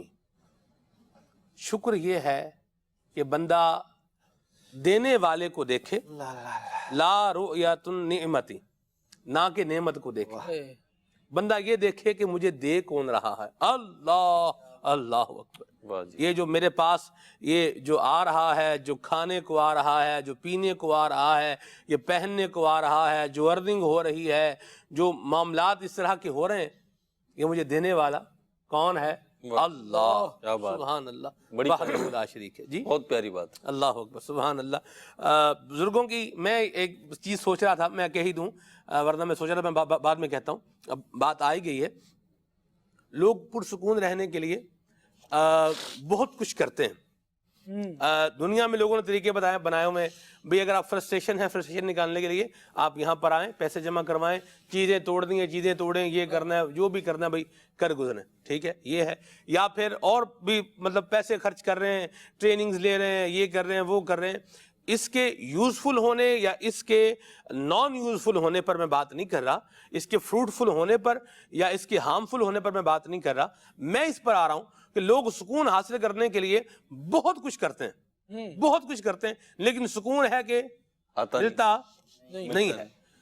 اللہ تبارک و تعالیٰ کے عطا کردہ جو فرمودات ہیں, جو تعلیمات ہمیں دی گئی ہیں دین اسلام کی, اس پر بندہ عمل کرتا جائے, یقین مانے سکون دل میں جمع ہوتا جائے گا. تو یہی اللہ کی تقسیم پر, اللہ کی قضاء پر بندہ راضی رہے مہروز بھائی, تو یہ سکون حاصل کرنے کا ایک بہترین ذریعہ ہے. بات ہی ختم ہے. یہ جیسے یہ فرمودات بزرگوں کے بیان ہوئے, جیسے میں نے جنید بغدادی رحمہ اللہ کا پہلے جو ہے وہ بیان کیا ہے, حضرت شیخ شبلی کا جو بیان کیا ہے, تو جب بندے کی توجہ ہی جو ہے وہ ذات باری تعالیٰ کی طرف ہو جائے گی تو پھر سکون نے تو مہروز بھائی آنا ہی آنا ہے. میرا رب مجھے نقصان نہیں پہنچائے گا. میں جس کا غلام ہوں نا, وہ مجھے نقصان نہیں پہنچائے گا. وہ میرا فائدہ چاہتا ہے, وہ میری بھلائی چاہتا ہے. جبھی تو دعوت ایمان بھی اس کا ایک تقاضا ہے کہ آؤ اسلام کے دائرے میں آ جاؤ, تاکہ صرف دنیا ہی میں نہیں آخرت میں بھی تم ہلاکت و بربادی سے بچ جاؤ اور کامیاب لوگوں میں شامل ہو جاؤ. تو انسان اپنا یہ عقیدہ مضبوط کرے. بعض اوقات یہ ہوتا ہے کہ جیسے ہم لفٹ میں سفر کرتے نا, تو اگر کسی مضبوط ادارے کی لفٹ ہو تو ذرا سکون سے کھڑے ہوتا ہے. اگر کوئی ایسا ہی ادارہ ہو جس کی مطلب جڑیں ہل رہی ہوں، بنیادیں ہل رہی ہوں، تو لفٹ میں بھی بے سکونی رہتی ہے. جی کہنا میں یہ چاہ رہا ہوں کہ جب سہارا مضبوط ہونا تو آپ کو اطمینان آ جاتا. جی تو ایک مسلمان کا، ایک عاشق رسول کا سہارا اللہ، اس کے رسول کی ذات ہے، اس کا دین ہے، اس کے احکامات ہیں. تو جب ہم یہ سہارے اختیار کرتے ہیں نا تو فطری طور پہ سکون آ جاتا ہے. آپ دیکھیں پھر میں ہاسپٹل میں جاتا ہوں، تھوڑی دیر بعد چلے جاتے ہیں. نہیں ابھی چلا جاتا ہوں کیونکہ بات وہ یہی جی جی ہے. جی. ڈاکٹر جب کہتے ہیں نا کہ جی اب کچھ امید نہیں ہے، ہاں جی اب کوئی حل نہیں ہے ہمارے پاس، اب دعا کریں، صحیح تو بات تو ان کی یہ ہوتی ہے، اس کا مطلب یہ ہوتا ہے آپ کا مریض ختم، فارغ. صحیح.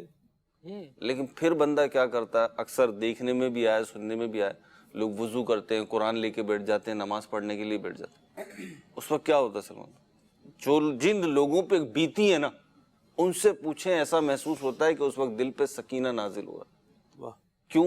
کیونکہ اب آپ نے اپنی لونا اللہ کی طرف لگا لی. ہاں جی اللہ تعالی نعمت دے کر بھی بے سکون کر سکتا ہے. ایک چیز آئی آپ کے پاس، لوگ اسے نعمت سمجھ رہے ہیں لیکن آپ بے سکون ہیں. صحیح. اور اللہ تعالیٰ چاہے تو نعمت لے لے اور آپ کو سکون کی دولت. واہ واہ واہ سبحان تو اللہ. جب آپ اس سے کنیکٹ ہو جائیں گے نا، کیا بات ہے. پھر آپ سکون میں آ جائیں گے. ہاں ہاں اگر آپ کے کمپنی کا آنر آپ سے مطمئن ہے نا، جی پھر ساری کمپنی کے امپلائیز آپ کے خلاف محاذ بنا لیں.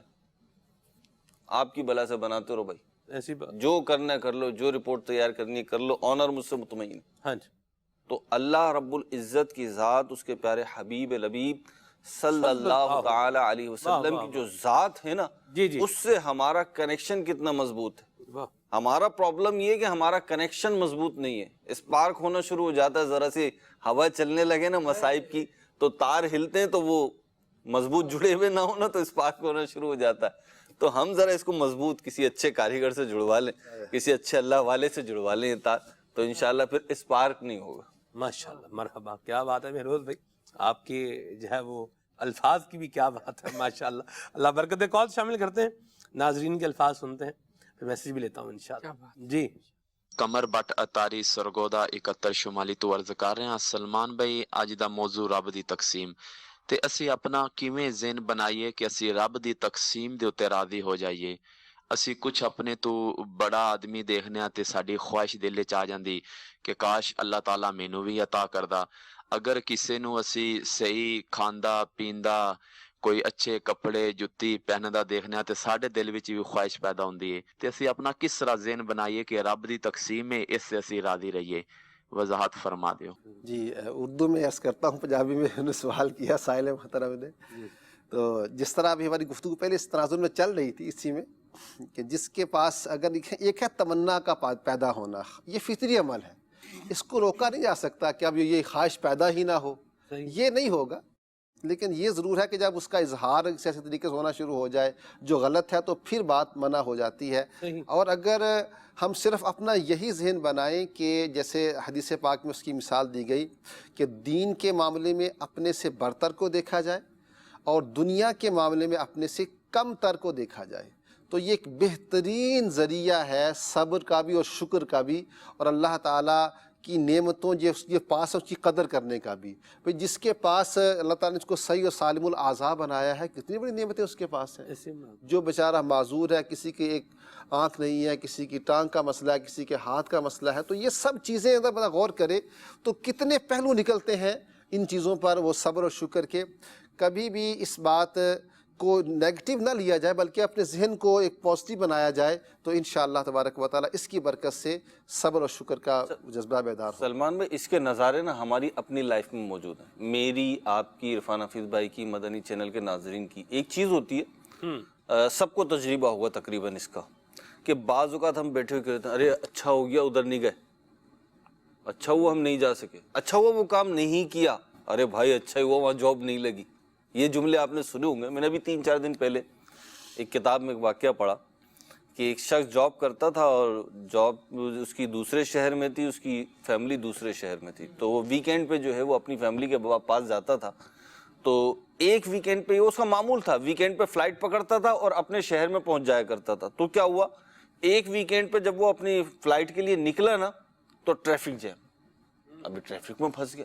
اچھا جیسے تیسے پہنچا تو فلائٹ ابھی ایئرپورٹ پہ موجود ہے لیکن بورڈنگ بند ہو چکی ہے، اور کہا سر اب نہیں انٹر کروا سکتے آپ۔ اللہ، ایسی صورتحال میں جو بندے کا حال ہوتا ہے نا، ہاں مطلب وہ تھرلے منتوں پہ کسی طریقے سے ہاں بس جہاز میں انٹری کروا دو۔ بہرحال اس کی انٹری نہیں ہو سکی، اوہ، اور وہ بڑا ڈس ہارٹ ہوا کہ میرے ساتھ ہی کیوں، 250 سے اوپر مسافر طیارے میں، اور صرف میرے ساتھ ہی ایسا کیوں ہوا، میری فلائٹ کیوں مس ہوئی، مجھے ٹریفک جیم کیوں ملا، کاش میں 15 منٹ پہلے نکل جاتا، کاش یوں ہو جاتا، کاش یوں ہو جاتا، کاش۔ یہ سوچ رہا تھا۔ لیکن اب تو بہرحال فلائٹ تو نکل چکی تھی، بہرحال وہ ابھی واپس ہی آیا تھا کہ آدھے گھنٹے کے اندر کا سارا معاملہ ہی سلمان بھائی فلائٹ کریش ہو گئی۔ اللہ اکبر۔ وہ 250 کے آس پاس جو مسافر تھے وہ مر گئے۔ ہے اس کی فیملی بھی رونے دھونے لگی کیونکہ یہ تو انڈرسٹوڈ تھا نا اس فلائٹ میں آ رہا ہے، صحیح۔ ابھی فیملی کو پتہ نہیں کہ فلائٹ تو مس ہو چکی۔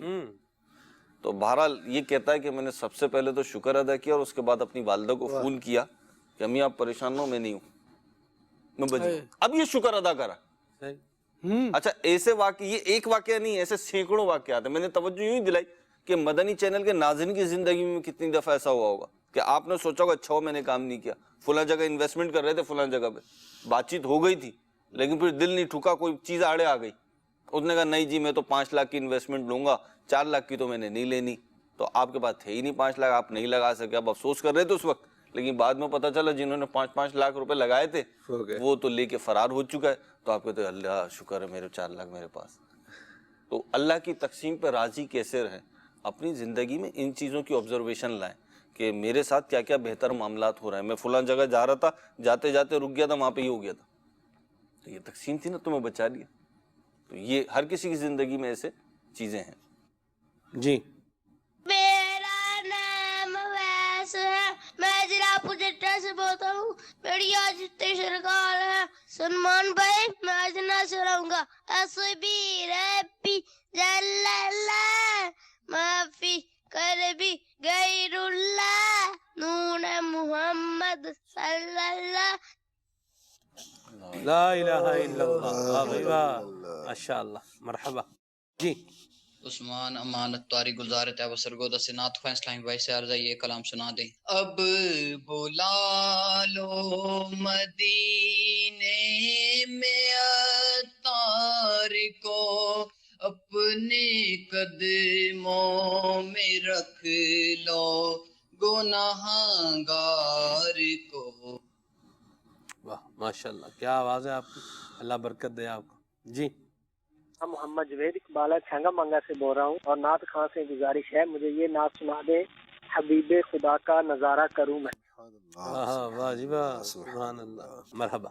جی میرا نام مزمل عباس اتاری ہے، میں پنجاب کے شہر جنگ سے عرض کر رہا ہوں۔ ماشاءاللہ عزوجل پروگرام کھلے آنکھ صلی اللہ کہتے کہتے مدینہ مدینہ ہے۔ آج وقار بھائی تشریف لائے ہیں، ان سے میں گزارش کروں گا کہ آپ یہ کلام سنا دیں، یا حبیب اللہ انظر اعلی یا سیدی، جزاک اللہ خیرہ۔ بڑی مہربانی، بہت شکریہ۔ جی میرا نام جو ہے بطاری ہے، میں گجرانوالہ سے بات کر رہا ہوں۔ آج میں نعرہ لگاؤں گا ہر صحابی بھی جنتی جنتی، سب صحابیات بھی جنتی جنتی، اور عمر فاروق بھی جنتی جنتی، اور حسن و حسین بھی جنتی جنتی۔ واہ بھائی واہ، ماشاءاللہ ماشاءاللہ، مرحبا۔ جیکبہ باد سے میسج ہے بنت سنجر خان کا، ان کا کہنا ہے کہ منقبت سنائیں سرکار غوث اعظم نظر کرم خدا را۔ ٹھیک ہے جی، میری الفت مدینے سے یوں ہی نہیں، یہ کلام سنائیں بنت یاسین چبہ سلطان پور سے۔ بہت شکریہ۔ بنت نظر آصف ہیں جی، ریکویسٹ ہے کہ کلام سنایا جائے، داغ فرقت طیبہ قلب مزمحل جاتا، کاش دست طیبہ میں بھٹک کے مر جاتا۔ ہائے ہائے، اللہ رحمت فرمائے۔ ایک میسج ہے، میسج کا اسلوب بتا رہا ہے کہ یہ کس نے لکھا ہے۔ بہرحال چونکہ نام مینشن نہیں ہے تو میں نام مینشن نہیں کرتا. اللہ برکت دے. آئی پھر یاد مدینے کی رلانے کے لیے یہ ان کو کلام سننا ہے. شعیب بھائی ہیں سیلان والی سے, بڑی مہربانی جی. میرا دل اور میری جان مدینے والے کلام سنائیں. ٹھیک ہے جی. چشمہ بیراج سے ہیں قربان بھائی, اور ان کی مہک نے دل کے گنچے کھلا دیے ہیں. یہ کلام ان کو سننا ہے. سفر ہمارا بھی سرکار ہو مدینے کا کلام سننا ہے. کامیابی کی کہہ رہے ہیں, دعا کریں اللہ آپ کو کامیاب فرمائے. آمین آمین آمین. جی وقار بھائی کچھ کلام شامل کریں.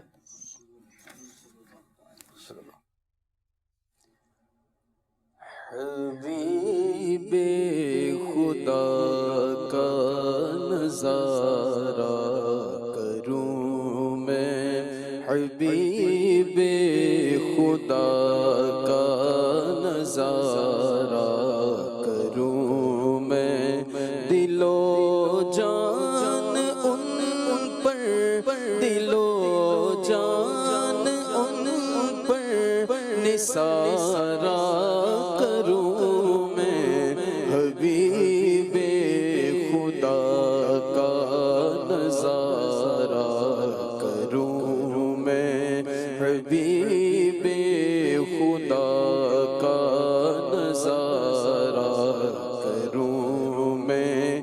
یہ ایک جان کیا ہے اگر وہ کروڑوں, یہ ایک جان کیا ہے اگر وہ کروڑوں, تیرے نام پر سب, تیرے نام پر سب کو وارا کروں میں, حبیب خدا کا نظارہ کروں میں. تیرے نام پر سر کو قربان کر کے, تیرے نام پر سر کو قربان کر کے, تیرے سر سے صدقے, تیرے سر سے صدقے اتارا کروں میں, حبیب خدا کا نظارہ کروں میں. دل و جان ان پر, دل و جان ان پر نثارہ کروں میں, حبیب خدا کا نظارہ کروں میں. ماشاءاللہ. میرا دل اور میری جان مدینے والے, میرا دل اور میری جان مدینے والے, تجھ پہ سو جان سے قربان مدینے والے, تجھ پہ سو جان سے قربان مدینے والے.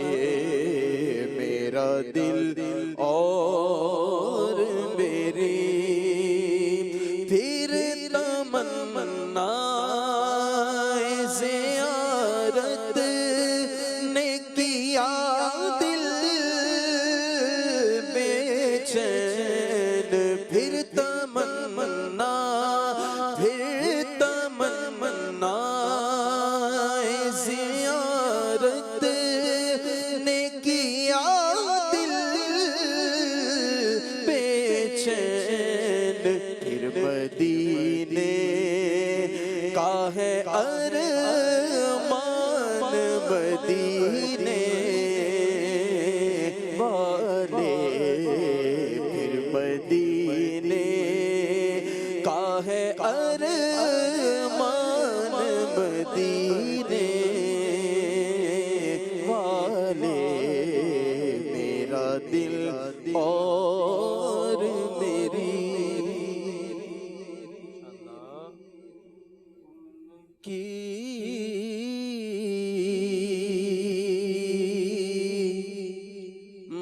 مہکنے دل کے غنچے کھلا دیے ہیں، جس راہ چل دیے ہیں، کوچے بسا دیے ہیں، ان کے نثار کوئی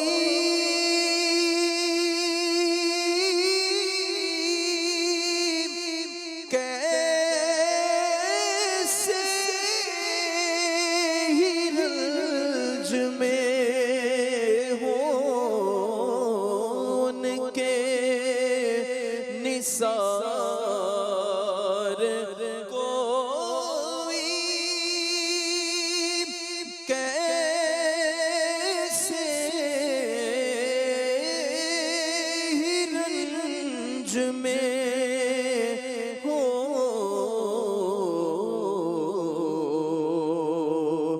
جب یاد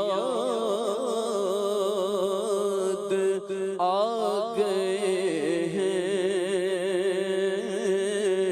سب غم بھلا دیے ہیں، ان کی مہکنے دل کے غنچے کھلا دیے ہیں۔ واہ بھائی واہ، سبحان اللہ، مرحبا۔ ابھی آپ کو ایک ویڈیو پیکج دکھانے جا رہے ہیں ہم، غوث پاک نے فرمایا، آئیے دیکھیے۔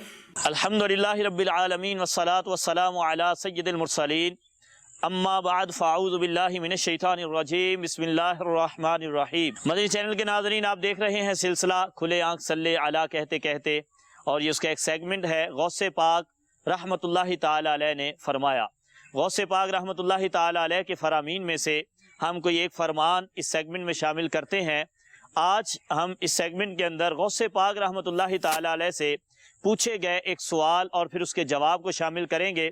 یہ سوال ہے اس حوالے سے کہ جو قرآن پاک میں اللہ تبارک و تعالی نے مسلمانوں کو حکم ارشاد فرمایا ہے، یا ایھا الذین آمنوا اتقوا اللہ، تو تقوی کا، اللہ سے ڈرنے کا جو حکم ہے، تو کیا یہ ڈرنا سب کے لیے برابر ہے، یا اس میں عام مسلمان، پھر اولیاء، علماء اور جو صوفیاء ہیں، ان کے درجات مختلف ہیں، اور ان کے خوف کا جو ایک معیار ہے وہ بھی الگ الگ ہے؟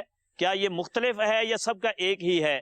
تو غوث پاک رحمت اللہ تعالی علیہ نے اس حوالے سے کیا ارشاد فرمایا، آئیے سنتے ہیں اس سوال اور اس جواب میں۔ غوث پاک رحمت اللہ تعالی علیہ سے جب پوچھا گیا کہ خوف کیا ہے، تو آپ رحمت اللہ تعالی علیہ نے ارشاد فرمایا کہ اس کی کئی قسمیں ہیں، یعنی مختلف لوگوں کے اعتبار سے خوف کی کیفیت بھی مختلف ہے۔ خوف سے مراد وہ خوف جو میں نے پہلے عرض کیا کہ اتقوا اللہ، اللہ سے ڈرو، تو گناہ گار بندوں کا جو خوف ہوتا ہے وہ اللہ کے عذاب سے ڈرتے ہیں، اس اعتبار سے ہوتا ہے۔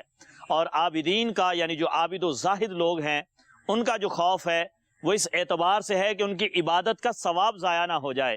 اور علماء کا خوف طاعات میں شرک اصغر یعنی ریاکاری سے بچنے کا ہوتا ہے، اور عارفین جو ہوتے ہیں ان کا خوف اللہ تبارک و تعالیٰ کی ہیبت و تعظیم کے اعتبار سے ہوتا ہے، اور جو عشاق ہیں، اللہ تبارک و تعالیٰ سے جو محبت کرنے والے ہیں، جو عشق کی حد تک پہنچ چکے ہوتے ہیں، ان کا خوف اللہ تبارک و تعالیٰ کی ملاقات کے فوت ہو جانے کا ہوتا ہے۔ تو بہرحال جس کا جو بھی خوف ہوتا ہے وہ اس کے اپنے خوف کے اعتبار سے جتنا زیادہ ہوگا، اللہ تبارک و تعالیٰ کی اور قرب میں چلا جاتا ہے۔ اللہ تبارک و تعالیٰ ہمیں بھی اپنا حقیقی خوف عطا فرمائے، اور جو ہم اس گناہ کرتے ہیں، جو ہم سے غلطیاں ہو جاتی ہیں، اللہ تبارک و تعالیٰ ہمیں ان سے سچی توبہ کی توفیق عطا فرمائے۔ اور غوث پاک رحمت اللہ تعالی علیہ کی تعلیمات، اور بالخصوص اس بات پر کہ جو گناہ گاروں کے لیے ہے کہ عذاب کا خوف، اللہ تعالیٰ ہمیں اس کو ہمیشہ پیش نظر رکھنے کی توفیق عطا فرمائے، آمین۔ بجاہ النبی الامین صلی اللہ تعالی علی محمد صلی اللہ تعالی علیہ وسلم۔ واہ جی، سبحان اللہ۔ غوث پاک نے کیا فرمایا، اس حوالے سے بھی آپ جو ہے وہ سن رہے ہیں، اور کیا ہی خوب بات ہے۔ اور غوث پاک کی یہ علمی شان، سبحان اللہ، کیا ہی اعلیٰ مقام کہ آپ قرآن کریم کی تفاسیر جو ہے وہ بیان فرمایا کرتے تھے۔ بلکہ غوث پاک رحمۃ اللہ تعالی علیہ کے بارے میں امام شارانی رحمہ اللہ نے یہ بات جو ہے وہ ذکر فرمائی ہے طبقات الصوفیہ کے اندر۔ فرماتے ہیں کہ غوث پاک قرآن کریم پڑھایا کرتے تھے، اور غوث پاک مختلف قراتوں سے قرآن کریم جو ہے وہ پڑھایا کرتے تھے۔ عصر کے حوالے سے یوں لکھا ہے، عصر کی نماز کے بعد اس طرح سے وہ ایک ٹائم لکھا ہے اس میں امام شارانی رحمہ اللہ نے۔ تو یہ قرآن پڑھنا پڑھانا، یہ سرخیل اولیاء کے جو سردار ہیں ان کا مبارک جو ہے وہ طریقہ ہے۔ تو ہمیں بھی قرآن پڑھنا بھی چاہیے اور پڑھانا بھی چاہیے۔ خوف خدا بھی انشاءاللہ نصیب ہوگا، اور بھی بڑی برکتیں ملیں گی انشاءاللہ قرآن پاک پڑھنے کی۔ جو ہے وہ انسان کو ایک اسپرچولیٹی اور روحانیت بھی جو ہے وہ محسوس ہوگی، دل کا زنگ جو ہے وہ دھلے گا۔ قرآن کریم جو ہے وہ پڑھنا چاہیے، اور اگر نہیں پڑھنا آتا تو سیکھ لینا چاہیے۔ کوئی حرج نہیں ہے سیکھنے کے اندر، اگر بندہ جو ہے وہ سیکھے گا۔ بچپن میں صحیح نہیں سیکھ سکا تو اب بھی سیکھ سکتا ہے۔ بعض اوقات حافظ صاحب یوں ہوتا ہے کہ بندے کا سٹیٹس جو ہوتا ہے نا وہ آڑے آ رہا ہوتا ہے، یار اب میں اتنا بڑا آدمی ہوں، اب میں بیٹھوں گا مدرسے میں، یا میں قرآن پڑھنا سیکھوں گا، یا قاری صاحب آئیں گے مجھے جو ہے وہ پڑھائیں گے، یا مجھ سے، یا میں نماز سناؤں گا اور میری نماز میں غلطی نکل آئے گی تو میرا تو مطلب یوں ہے نا جی ڈھول کا پول کھل جائے گا، کیا کہیں گے اس کو؟ یعنی ایک ہوتا ہے کہ بندے نے کچھ ایسا حصہ عمر کا گزار دیا، نہ سیکھ پائے، تو اب ایک چانس مل رہا ہوتا ہے سیکھنے کا۔ جی، تو بعض اوقات وہی یعنی ہم اپنی غلطی کو باقی رکھنا گوارا کر لیتے ہیں، ہاں جی، لیکن ہوتا ہے نا بظاہر وہ ایک عارضی سی شرم، اس کو نہیں مٹاتے، اس کو دور نہیں کرتے۔ حالانکہ ہونا یہ چاہیے کہ زندگی کے کسی بھی حصے میں موقع مل جائے، اپرچونٹی مل جائے، تو بندے کو ضائع نہیں کرنا چاہیے۔ بلکہ دیکھیں نا، غور کریں، ہم انسان جب سٹیپ وائز آگے بڑھتا ہے، عمر کے مختلف حصوں میں آتا ہے، تو کیا ہر چیز اس نے پہلے سیکھی ہوتی ہے؟ بتدریج سیکھتا ہے، گریجولی سیکھتا ہے، کچھ آج سیکھا، کچھ کل سیکھا، کچھ پرسوں سیکھا۔ یہی لوگ اگر عرصہ دراز سے ایک ویسے زبانیں بول رہے ہوتے ہیں، لیکن پھر بھی یہ کہتے نظر آتے ہیں، یار میں نا فلاں کوچنگ جوائن کر رہا ہوں، فلاں انسٹیٹیوٹ میں جا رہا ہوں، وہاں جا کر میں یہ سیکھنا چاہ رہا ہوں۔ تو یہاں تو یہ موقع فراہم کیا جاتا ہے کہ آپ کو رسپیکٹ کے ساتھ، عزت کے ساتھ، ایسے لوگ بھی ہوتے ہیں کہ ماشاءاللہ جو سیکھنا چاہ رہے ہوتے ہیں، وہ آتے ہیں اور شوق سے کہتے ہیں چلو ہم جو زندگی گزر گئی وہ تو گزر گئی، لیکن اب جو ہمیں موقع ملا ہے اب ہم اس کو اگنور نہ کریں اور ہم آگے کچھ سیکھ لیں۔ تو وہ لوگ جو صرف تھوڑی سی ایک معمولی سی شرم کہہ لیجیے کہ وہ ایک ظاہری طور پر، حالانکہ فی نفسی وہ ایسی شرم ہے جو کہیں آخرت میں کہیں شرمندہ نہ کر دے، اس پہ غور ضرور کرنا چاہیے۔ اور قرآن پاک کو درست پڑھنا تو لازم ہے، کم از کم اتنا کہ نماز درست ہو سکے۔ تو دعوت اسلامی آپ کو اپرچونٹی فراہم کرتی ہے الحمدللہ، مختلف مساجد میں، مختلف اوقات میں بالغان کے لیے مدرسۃ المدینہ کا ارینج کیا جاتا ہے۔ آپ تمام جو اس طرح قرآن پاک درست نہیں پڑھ سکے، آئیے اور دعوت اسلامی کی اس شعبے سے یوں استفادہ کیجئے، قرآن پاک درست پڑھیے اور آخرت کی برکتیں حاصل کیجئے۔ بلکہ الحمدللہ ہمارے یہاں تو اسلامی میں ماحول ایسا ہے کہ عاشقان رسول وہ جو بڑی عمر کے بعد یا بڑی عمر میں آنے کے بعد اب قرآن کریم پڑھنا چاہ رہے ہیں، ان کو تو بطور موٹیویشن پیش کیا جاتا ہے، اور وہ خود دوسروں کے لیے موٹیویشن بنتے ہیں کہ ہم اتنی عمر کے باوجود قرآن کریم کو یوں پڑھ رہے ہیں، سیکھ رہے ہیں، تو اوروں کو بھی نہیں ہچکچانا چاہیے بلکہ آگے بڑھنا چاہیے۔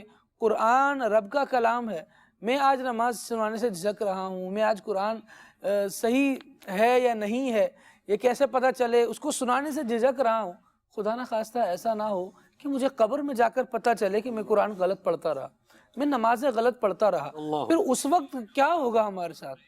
اچھا نہیں ہے کہ آج دنیا میں ہی پتہ چل جائے، اگر کوئی غلطی تھی تو وہ نکل جائے، درست ہو جائے گی، کام درست کر سکیں گے، ثواب اچھی طرح حاصل کر سکیں گے۔ لیکن جب کام ہی غلط کر رہے ہیں اور پھر سیکھنے کی طرف آ بھی نہیں رہے، بلا وجہ کی ایک شرم کو، جھجک کو آڑ بنایا ہوا ہے، تو خود اپنے آپ کو ایک نعمت سے محروم کیا ہوا اور اپنے آپ کو دھوکے میں ڈالا ہوا۔ یہ بھی ایک بات کر دیں، اور دھوکہ جو ہے وہ کھل ہی جاتا ہے۔ یہ چلو دنیا میں نہ بھی کھلے تو قبر و حشر میں کھل ہی جائے گا۔ وہ ایک بندہ تھا فقراء آدمی تھا، اور جب گھر سے باہر نکل رہا تھا تو اس نے ایک दुम्बे की यहाँ खाल रखी थी घर पे। दुम्बे में चर्बी जो है बहुत होती है, तो उसने क्या करना, ये जब भी घर से निकलना तो दुम्बे की चर्बी जो है ना वो मूंछों को उसने अपने वो लगा लेने, कि भाई लोग देखे कि भाई दुम्बे का गोश्त खाया है इसने। अच्छा, वो एक दिन यूं ही करके जब वो बाहर निकला ना, तो कोई बिल्ला आया और वो आके वो जो खाल थी उसको लेकर भाग गया। अब ये जनाब बाहर निकला हुआ है और इसका बच्चा, लोग देख रहे हैं और हैरान हो रहे हैं, भाई वाह भाई वाह, क्या बात है, क्या खा रहा है, पी रहा है, मौज उड़ा रहा है।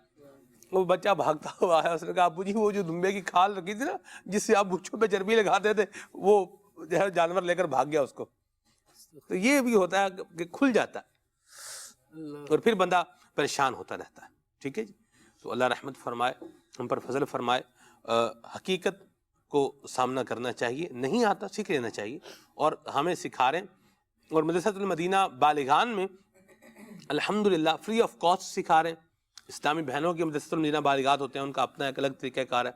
इस्लामी भाइयों के मसाजिद में अल्हम्दुलिल्लाह मदरसतुल मदीना बालिगान लगते हैं, सिखाया जा रहा है, तो हम जो है वो सीखने वाले बन जाएं। ऐसे ही साहिबान ज़ौक़ मैंने देखे हैं जी कि जो माशाल्लाह जामियातुल मदीना में आ गए, यानी मसलन मदीना में कुरान पाक पढ़ने सीखने के लिए आए, वहाँ आकर ज़हन बना कि यार हमारी ज़िंदगी तो ऐसे ही गुजर गई, हमने इसमें इतनी कमियाँ रहीं। मैं अभी सखर जामियातुल मदीना में हाजिर हुआ, तो वहाँ एक बड़ी उम्र के इस्लामी भाई, यानी मोर देन 50 उनकी एज होगी जी, दर्जा साहबा में माशाल्लाह पहुँच गए। अल्लाहु अकबर। तो वो हमारे यूके के इस्लामी भाई जो माशाल्लाह पहले प्रीस्ट थे, अब मुसलमान हुए, माशाल्लाह आलिम दीन बने, वाइट उनकी दाढ़ी। अल्हम्दुलिल्लाह से कई होते हैं जो बंदे एक दूसरे को मोटिवेट करते हैं, कि दावत देते हैं कि आप भी आइए और आप भी इस मंजिल को हासिल कीजिए। दर्जा साहबिया में पहुंच गए, 7वें दर्जे में, यानी 1 साल बाद उनका दर्शन इस्लामी मुकम्मल हो जाएगा। तो दावत इस्लामी ये भी ट्रेंड सेट कर रही है, इल्म सीखने के लिए माशाल्लाह आगे आना चाहिए। दावत इस्लामी है ट्रेंड सेटर। बाज़ अफराद और बाज़ तहरीक जो होती हैं वो पायनियर होती हैं। दावत इस्लामी के अगर आप अव्वलियात देखेंगे ना तो वो बहुत कसरत से हैं। आप देखिए दरस निज़ामी में और हिफ्ज़ कुरान में जिस तरह के अफराद को, जिस तरह की कम्युनिटी को इंगेज किया है दावत इस्लामी ने, वो इससे पहले नज़ीर नहीं मिलती। खुद अगर आप अपने दर्जे पे, मैं अपने दर्जे पे, दर्जे से मुराद क्लास, जिस क्लास में हम पढ़ते रहे हैं उसको अगर हम देखें तो हमारी क्लास में अलग अलग कम्युनिटीज़ के अलग अलग लोग, अलग अलग ख़ानदानों के अफराद थे। पैसे वाले भी थे, गरीब भी थे, अनपढ़ भी थे, पढ़े लिखे भी थे। ऐसे भी लोग थे जिनकी 7 पुश्तों में कोई दरस निज़ामी करने वाला नहीं गुजरा और वो माशाल्लाह दरस निज़ामी की तरफ आ गए। दावत इस्लामी तो बिल्कुल चेंज कर दिया जी अल्हम्दुलिल्लाह। आपको वीडियो पैकेज दिखा रहे हैं जन्नत में आका का पड़ोसी, आइए देखिए। जन्नत में आका का पड़ोसी बन जाए आज भी एक अमल बताऊंगा जो जन्नत में ले जाने वाला, जन्नत में आका का पड़ोस दिलाने वाला है। वो क्या है? यतीम की कफालत करना। यतीम की कफालत करना सवाब का काम है। कुरान पाक में, हदीसों में यतीमों की परवरिश करने, इनसे मोहब्बत करने, इससे अच्छा सलूक करने के फजाइल वारिद हुए। और याद रखिए कि कुरान ने यतीम पर अपना माल खर्च करने को असल नेकी करार दिया। मैं आपको कुरान पाक की आयत सुनाता हूँ।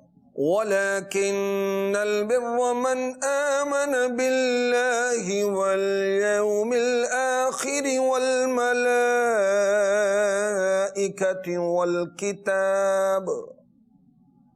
वल किताबि वन नबिय्यीन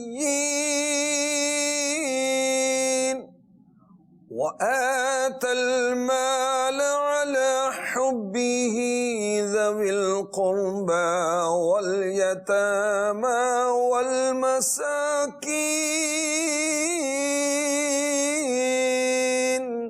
सूरह बकरा आयत नंबर 177।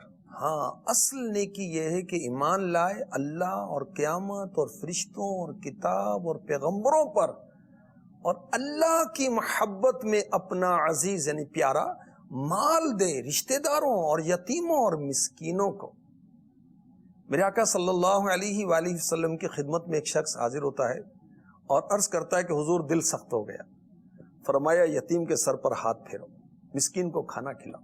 دل کی سختی کا علاج ہے یتیم کے سر پر ہاتھ پھیرنا، مسکین کو کھانا کھلانا. اور ایک روایت میں ہے جو اللہ پاک کو راضی کرنے کے لیے کسی یتیم کے سر پر ہاتھ پھیرے، جس بال پر سے اس کا ہاتھ گزرے گا اس کے بدلے ہاتھ پھیرنے والے کے لیے نیکیاں لکھی جائیں گی. نیکیاں دنیا میں بھی کام آئیں گی، آخرت میں بھی کام آئیں گی. جس نے کسی یتیم کی کفالت کی، اللہ پاک قیامت کے دن اسے اپنے عرش کے سائے میں جگہ عطا فرمائے گا. یتیم کی کفالت، یتیموں پر شفقت، یتیموں کے ساتھ احسان، یتیموں کی بھلائی، یہ ہیں فضائل والے کام، یہ ہیں برکات والے کام. مگر عاشقان رسول کو تو اس سے بڑی خوشخبری ہے. وہ کیا ہے؟ یتیم کی کفالت کرنے والے کو جنت میں پیارے آقا مکی مدنی مصطفیٰ صلی اللہ علیہ وسلم کا پڑوس نصیب ہوگا. سبحان اللہ. میرے آقا صلی اللہ علیہ وسلم فرماتے ہیں جس نے 3 یتیم بچوں کی کفالت کی، وہ دن کو روزہ رکھنے، رات کو عبادت کرنے، اللہ پاک کی راہ میں جہاد کرنے والے کی طرح ہے. میں اور وہ جنت میں یوں ایک ساتھ ہوں گے جیسے یہ 2 انگلیاں. پھر آپ نے شہادت اور بیچ والی انگلی کو ملایا. اور ایک یتیم کی کفالت پر بھی بخاری شریف میں یہی فضیلت ہے جو 3 کی روایت میں نے عرض کی. اور بخاری شریف میں جو ہے کہ اپنی شہادت والی انگلی اور درمیانی انگلی سے اشارہ کیا، دونوں انگلیوں کے درمیان کچھ گیپ رکھا، کشادگی رکھی. اب یتیم کسے کہتے ہیں؟ نابالغ بچہ اور بچی جس کے والد کا انتقال ہو جائے وہ یتیم ہے. اب بچے مالدار ہوں یا غریب ہوں. اور کفالت کرنے سے کیا مراد ہے؟ جو یتیموں کے معاملات اور ضروریات کا انتظام کرے. انگلیوں کی کشادگی میں کیا حکمت ہے؟ اللہ اکبر. اس بات کی طرف اشارہ ہے کہ نبیوں اور امتیوں کے درجے میں فرق ہے. جنت میں پڑوس ملنے کی کیا وضاحت ہے؟ جیسے بادشاہ کے خدام بادشاہ کے محل میں رہتے ہیں مگر رہتے خادم ہو کر، ایسے ہی حضور صلی اللہ علیہ وسلم کے ساتھ وہ رہے گا جو یتیم کی کفالت کرے گا مگر امتی بن کر، غلام بن کر. ہو بہر سیا نظر کرم سوئے گنہگار، سوئے گنہگار. ہو بہر سیا نظر کرم سوئے گنہگار، سوئے گنہگار. جنت میں پڑوسی میرے آقا کا بنا دے، جنت میں پڑوسی میرے آقا کا بنا دے.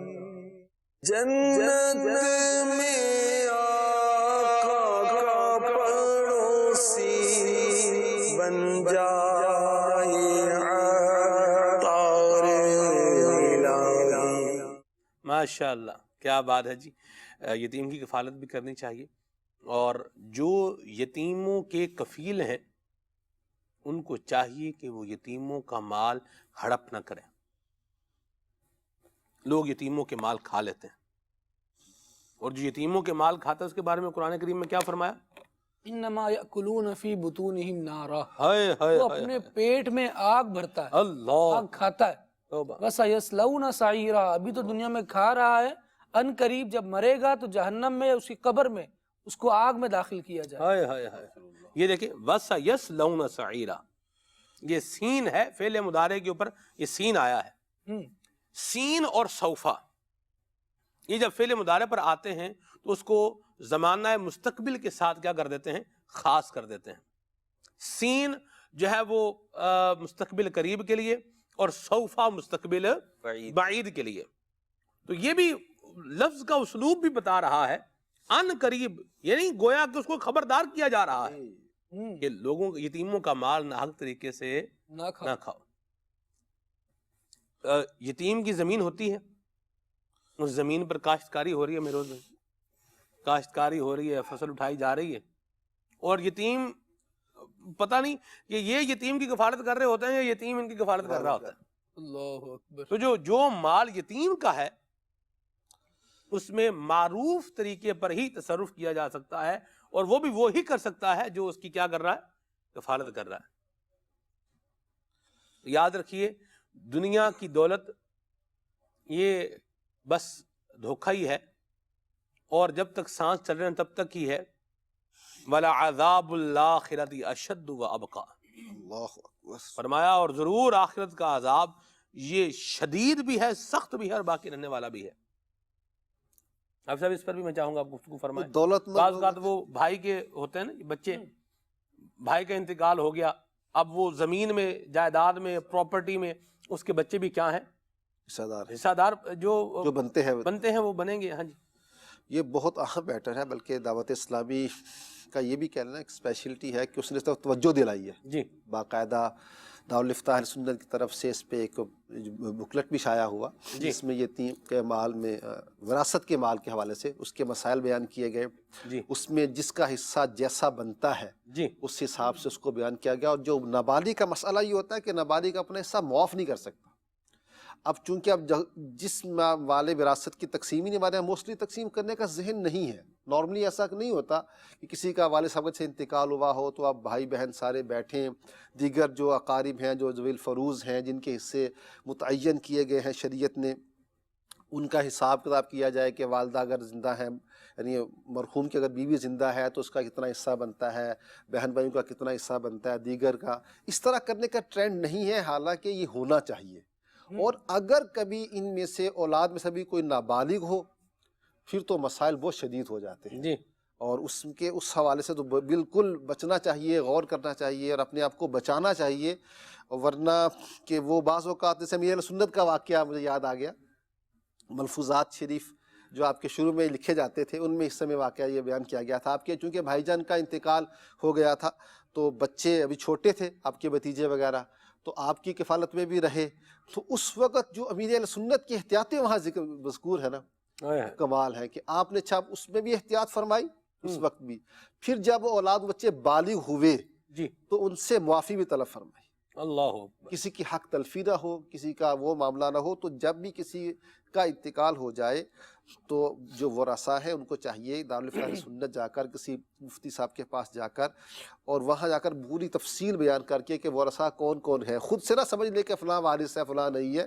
بلکہ طریقہ کار یہ ہے جو قریبی ہے ان سب کو مینشن کیا جائے اور پھر جا کر ان سے شرعی رہنمائی لے کر پھر اس مال کو ایک مرتبہ ڈسٹریبیوٹ کر دیا جائے۔ ہمارے ہاں عورتوں کا بڑا مسئلہ ہوتا ہے، بہنوں کا حصہ دینے کا کانسیپٹ کیسا ہے ہمارے ہاں، بس وہ شادی کروا دی ہے تو حصہ ہو گیا، حالانکہ وہ تو حصہ دنیا میں جب والد صاحب نے حیات میں شادی کروائی ہے وہ تو وراثت میں بنا ہی رہی ہے۔ یہاں پر بھی عرفان بھائی اللہ تبارک و تعالیٰ کی تقسیم ہی دیکھی جائے گی نا، اللہ کریم نے کیا تقسیم ارشاد فرمائی ہے، یوصیکم اللہ فی اولادکم، اللہ تبارک و تعالیٰ تمہیں تمہاری اولاد کے بارے میں وصیت فرماتا ہے۔ پھر جو والدین ان کے ترکہ چھوڑ کے گئے ہیں یا دیگر رشتہ دار جن کے یہ ذوی الفروض بنتے ہیں یا کسی اعتبار سے ان کا حصہ ان کے مال میں آتا ہے، تو اللہ تبارک و تعالیٰ نے اس کے احکامات کو بیان فرمایا ہے، اور یہ اللہ تبارک و تعالیٰ کی بیان کردہ تقسیم کے مطابق ہی وہ وراثت تقسیم ہونی چاہیے، وہ بٹنی چاہیے۔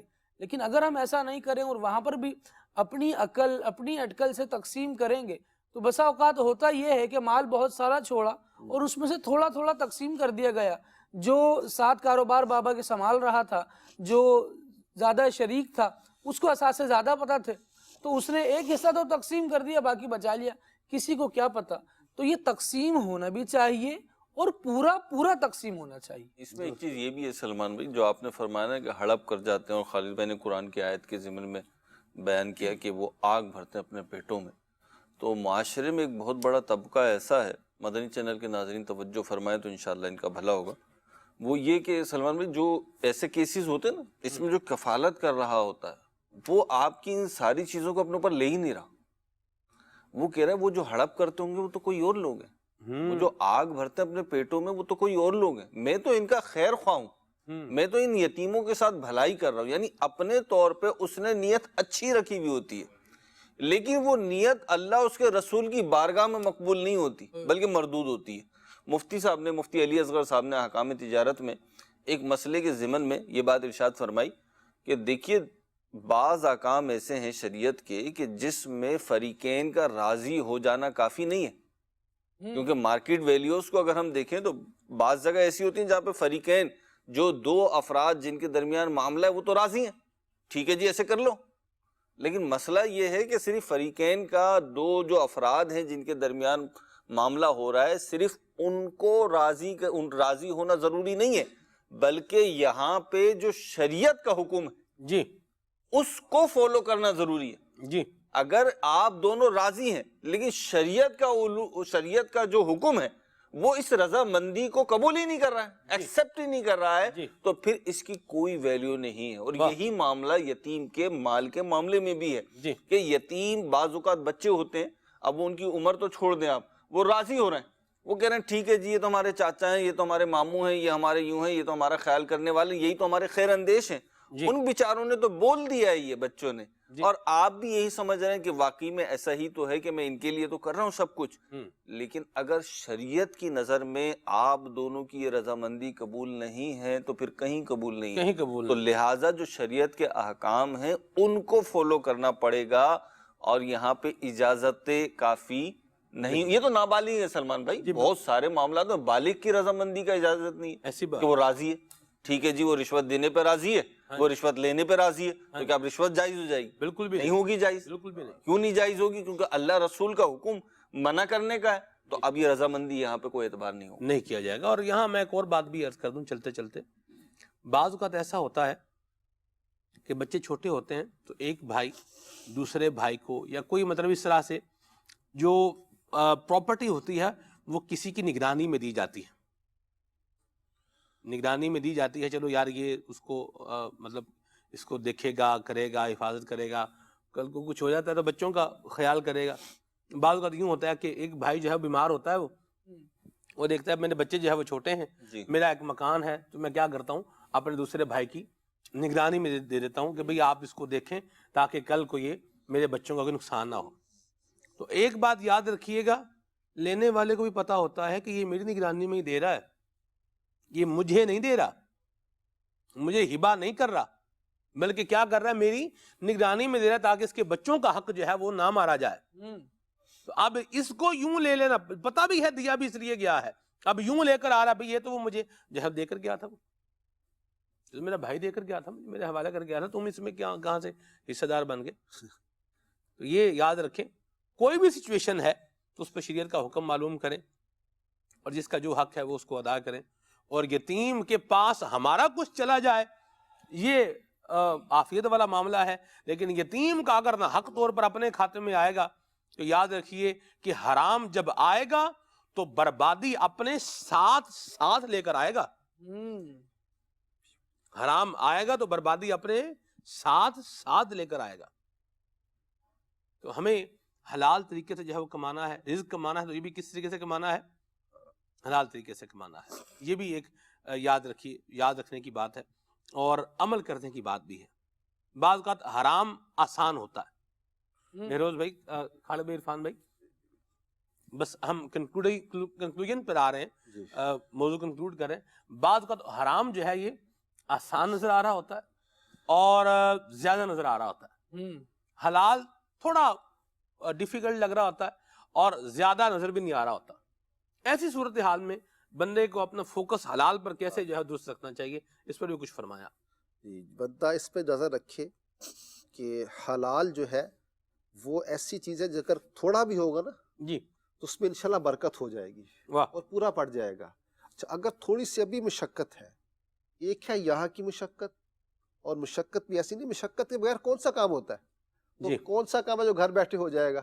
ہاں جی، جو بھی کام کرنا ہے وہ مشقت کے ساتھ ہی کرنا ہے، لیکن جب اس مشقت کا وہ ریوارڈ ملتا ہے نا، جب اس کا وسیلہ مل جاتا ہے تو بندے کو ساری مشقت وہ فیل ہی نہیں ہوتی، محسوس ہی نہیں ہوتی۔ کیا بات ہے! تو اس وقت بندہ اس بات کو پیش نظر رکھے، وہ روایت بھی ذہن میں رکھے کہ وہ جسم جو حرام سے پرورش کیا گیا ہے جی وہ آگ کا زیادہ مستحق ہے۔ بالکل، کہ اس کو آگ میں جلایا جائے، جہنم میں پھینکا جائے۔ اللہ ہمارے حال پہ رحمت فرمائے۔ ایک میں دنیاوی مثال دے دوں سلمان بھائی، جی ہماری کنٹری میں، یعنی پاکستان کے تناظر میں بات کر رہا ہوں، عمومی بات کر رہا ہوں، ایک یہ لاجیکل بات یوں نہیں ہے کہ علم کے اعتبار سے تو مختلف تقسیم ہے، لیکن ہمارے یہاں یوں سمجھا جاتا ہے کہ جی سب سے آسان جو ہے وہ آرٹس ہے، اس کے بعد کامرس ہے، اس کے بعد کمپیوٹر سائنس ہے، اس کے بعد بایولوجی سائنس ہے. یہ تقسیم مطلب آس پاس کے لوگوں سے پتہ چلا.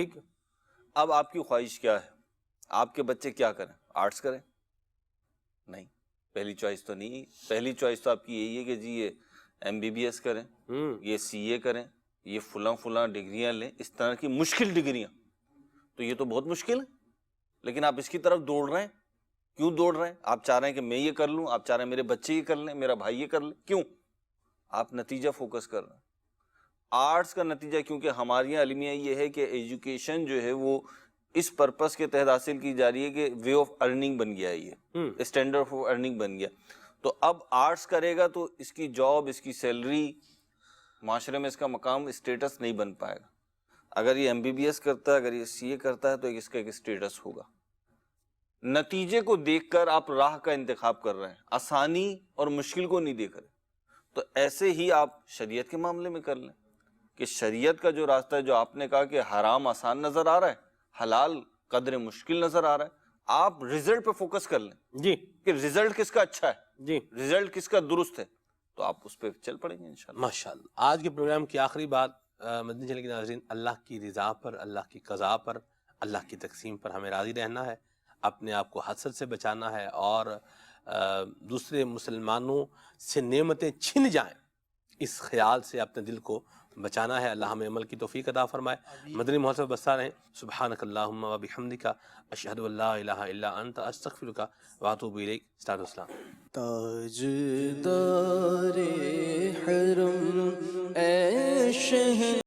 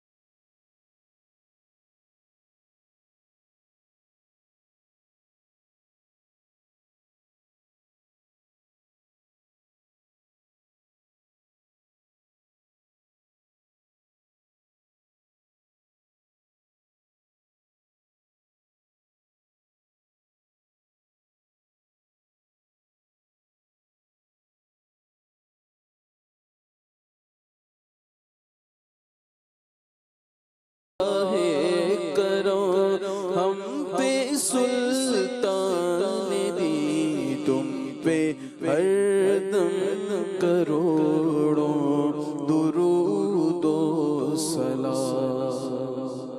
پھولوں سی مسکراتی ہو صبح، یاد نبی سے چین پاتی ہو صبح. کھلے آنکھ صلی علی کہتے کہتے، کھلے آنکھ صلی علی کہتے کہتے.